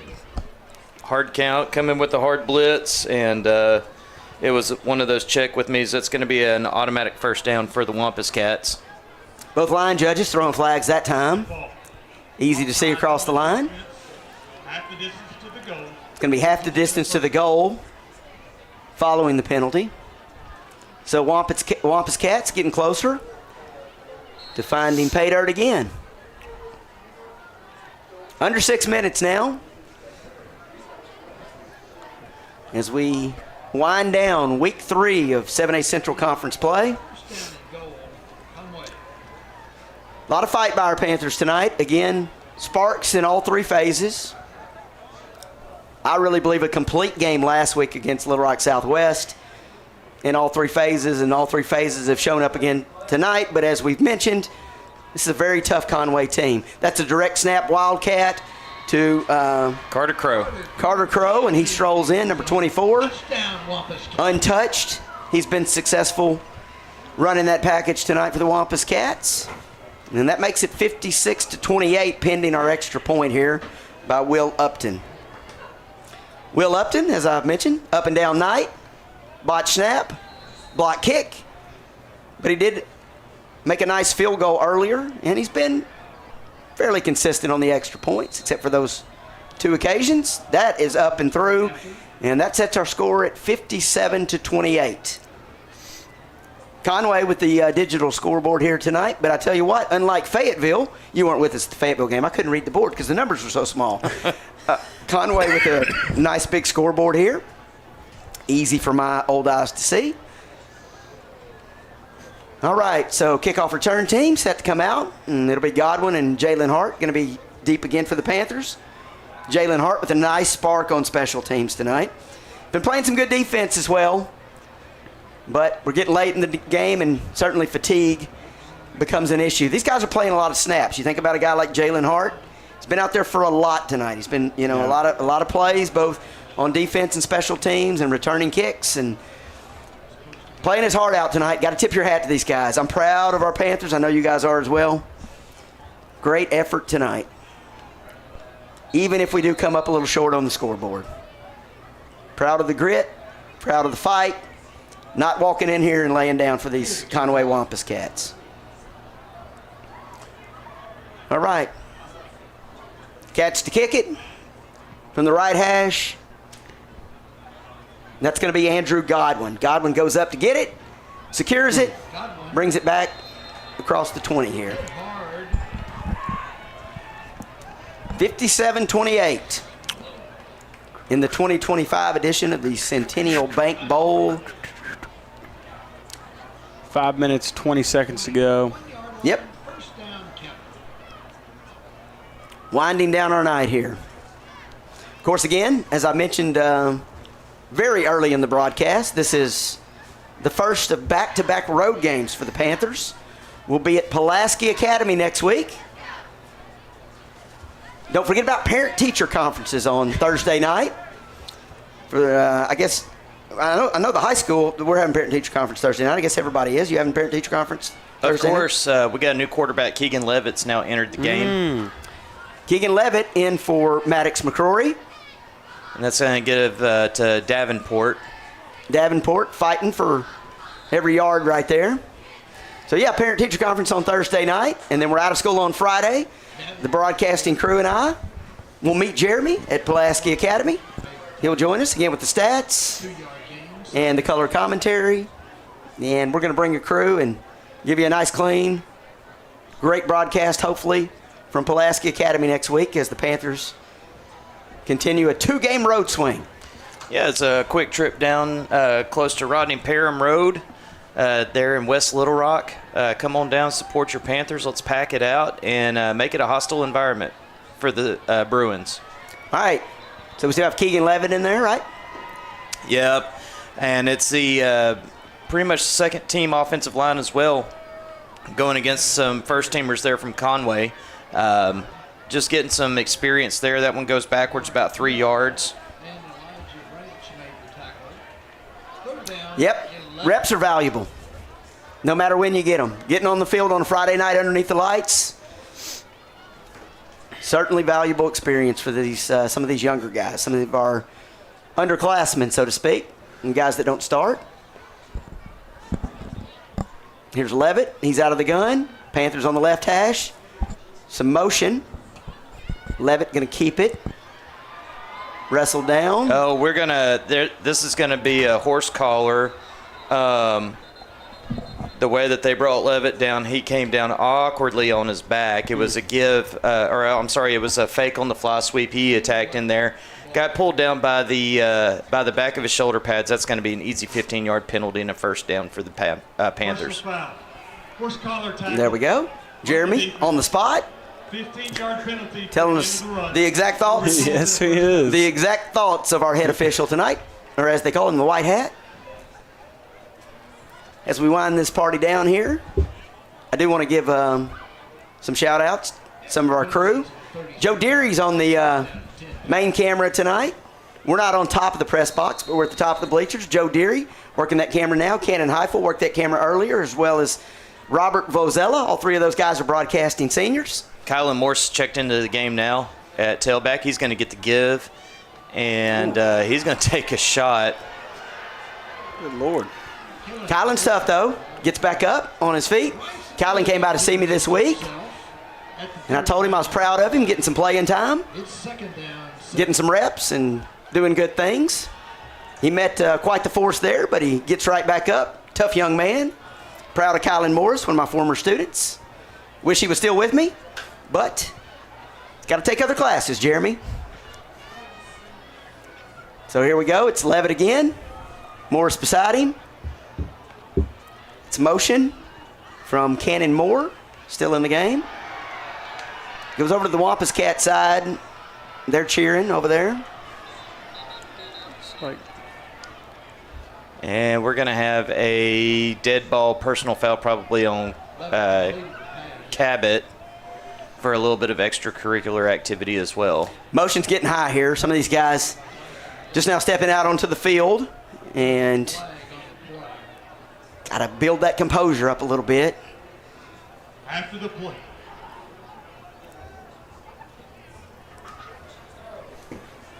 Waiting on the head official. He acted like he was going to tell us what's going on, but then he backed off. And did he ever say? Well, it's definitely against Cabot. Ball's going the other way. Yeah. Again, we have 2:46 here in our fourth quarter play. Late hit on the offense. 15 yards from the end of the run. Listening to the PA announcer. They called a personal foul late hit on the offense, Jeremy. Yeah, that was just down there in the block. They just blocked a little bit too late and held that block too long. Yep. All right, here's Levitt. Morris is to his right, and they give it to Kylan Morris. Kylan Morris fighting. He's tough, guys, I'm telling you. Nice run right there. Also want to thank, as we wind down this broadcast, Mr. Abe Deesmus, our IT technician on hand, set up a great broadcast position for us tonight. Got our internet going, and everything seems to be going great tonight. We appreciate your viewership and all the comments, texts that you've been sending me, telling me it's looking great. Kids are doing a great job, and certainly proud of their efforts tonight. Two more that I want to shout out. Caden McBride is working our PTZ cameras down at field level. Our manual cameras we use with the joystick, kind of some new technology from Mr. Andy Martin. This is Lucas Blaylock to punt. Blaylock booms it. It's going to bound across the 30, the 25, and settle just inside of the 20, and that's where Conway will take over. Again, Caden McBride working those cameras for us. Thanks to him. We have Nathan Armstrong, senior Nathan Armstrong, directing for us tonight. Nathan's done a good job of switching our camera angles and hopefully bringing a great presentation to you guys at home. Caden's a junior, Nathan's a senior, and those guys working the cameras that I mentioned earlier are seniors as well. And last but not least, Caden Shells joined us on commentary tonight. Caden wanted to sit in and see what this experience is like, and we've enjoyed having him here. John Hunter Scaife is now in the game at quarterback. That was the original starter. Probably just going to either just hand it off or take a knee here as we're under the last 2 minutes. Wouldn't think that the Wampus Cats are going to run a wide open offense, but you never know. John Hunter Scaife, a senior. He's going to hand it off, and I believe this is also a new back end for Conway. Yes, it is. It's number, I believe, 31, Deshaun Jones. Deshaun Jones? Oh, I'm sorry, that was number 34. Dylan Mabry. Yep. How about that? Junior running back, Dylan Mabry. See all these new faces at the end. They keep us on our toes, don't they? They do just gain a 1 there. Bryce Moore on the stop. 2nd and 8, they say. Ball on the 20. Another handoff by the Wampus Cats. That's going to be a different running back. They're just running new tailbacks in. Run them in and then run them out. That was number 21 on the carry. That was Marcus Cox. Clock continues to wind here. We're under a minute now. In week 6 of the high school football season. Actually, it's our 6th game. I believe it's week 7. Week 7 because now we have week 0. Conway with the pass. Out of bounds, far sideline. It's going to bring up 4th down and 8. Ball on the 21. 34 seconds left in our ball game tonight. our band, Cabot High School Band, going to BOA tomorrow, Bands of America, across America, right? Bands of America. Bands of America. I had it right the first time. Memphis, Tennessee. Good luck to them tomorrow as they go compete. That is a big competition, right, Kate? Yes, it is. Got a lot of really good bands there from across the country.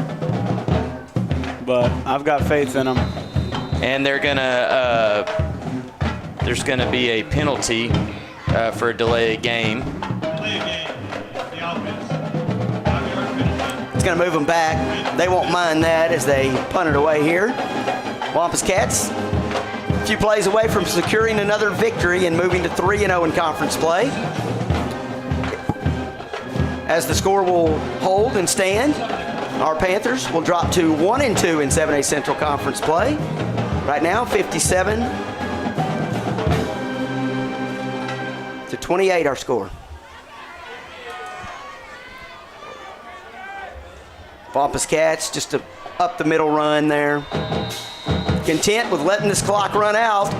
And that will do it here from McConnell Stadium in Conway as the Wampus Cats of Conway High School get the win over our Panthers by the final score of 57 to 28. Again, Cabot dropping to 1-5 overall and 1-2 in 7A Central Conference play. The Wampus Cats moving to 3-0 and 5-1 overall. But that sets the stage, as I said a few minutes ago, for another road game next week. We're going to be on the road at Pulaski Academy. Jeremy's going to join us. Our fabulous broadcasting students will be there as well. Mr. Abe Deesmus will be our IT technician. And we'll hit the road again for one more road game before we settle back home to face Bryant a little later in the month of October. But for now, that's going to do it here from McConnell Stadium. I want to shout out Jeremy. Thanks for being here with us tonight. And thanks to Caden Shells. Thank you. For the rest of our crew and for those two guys, I'm Mitch Lilly saying good night. And as always, go Panthers.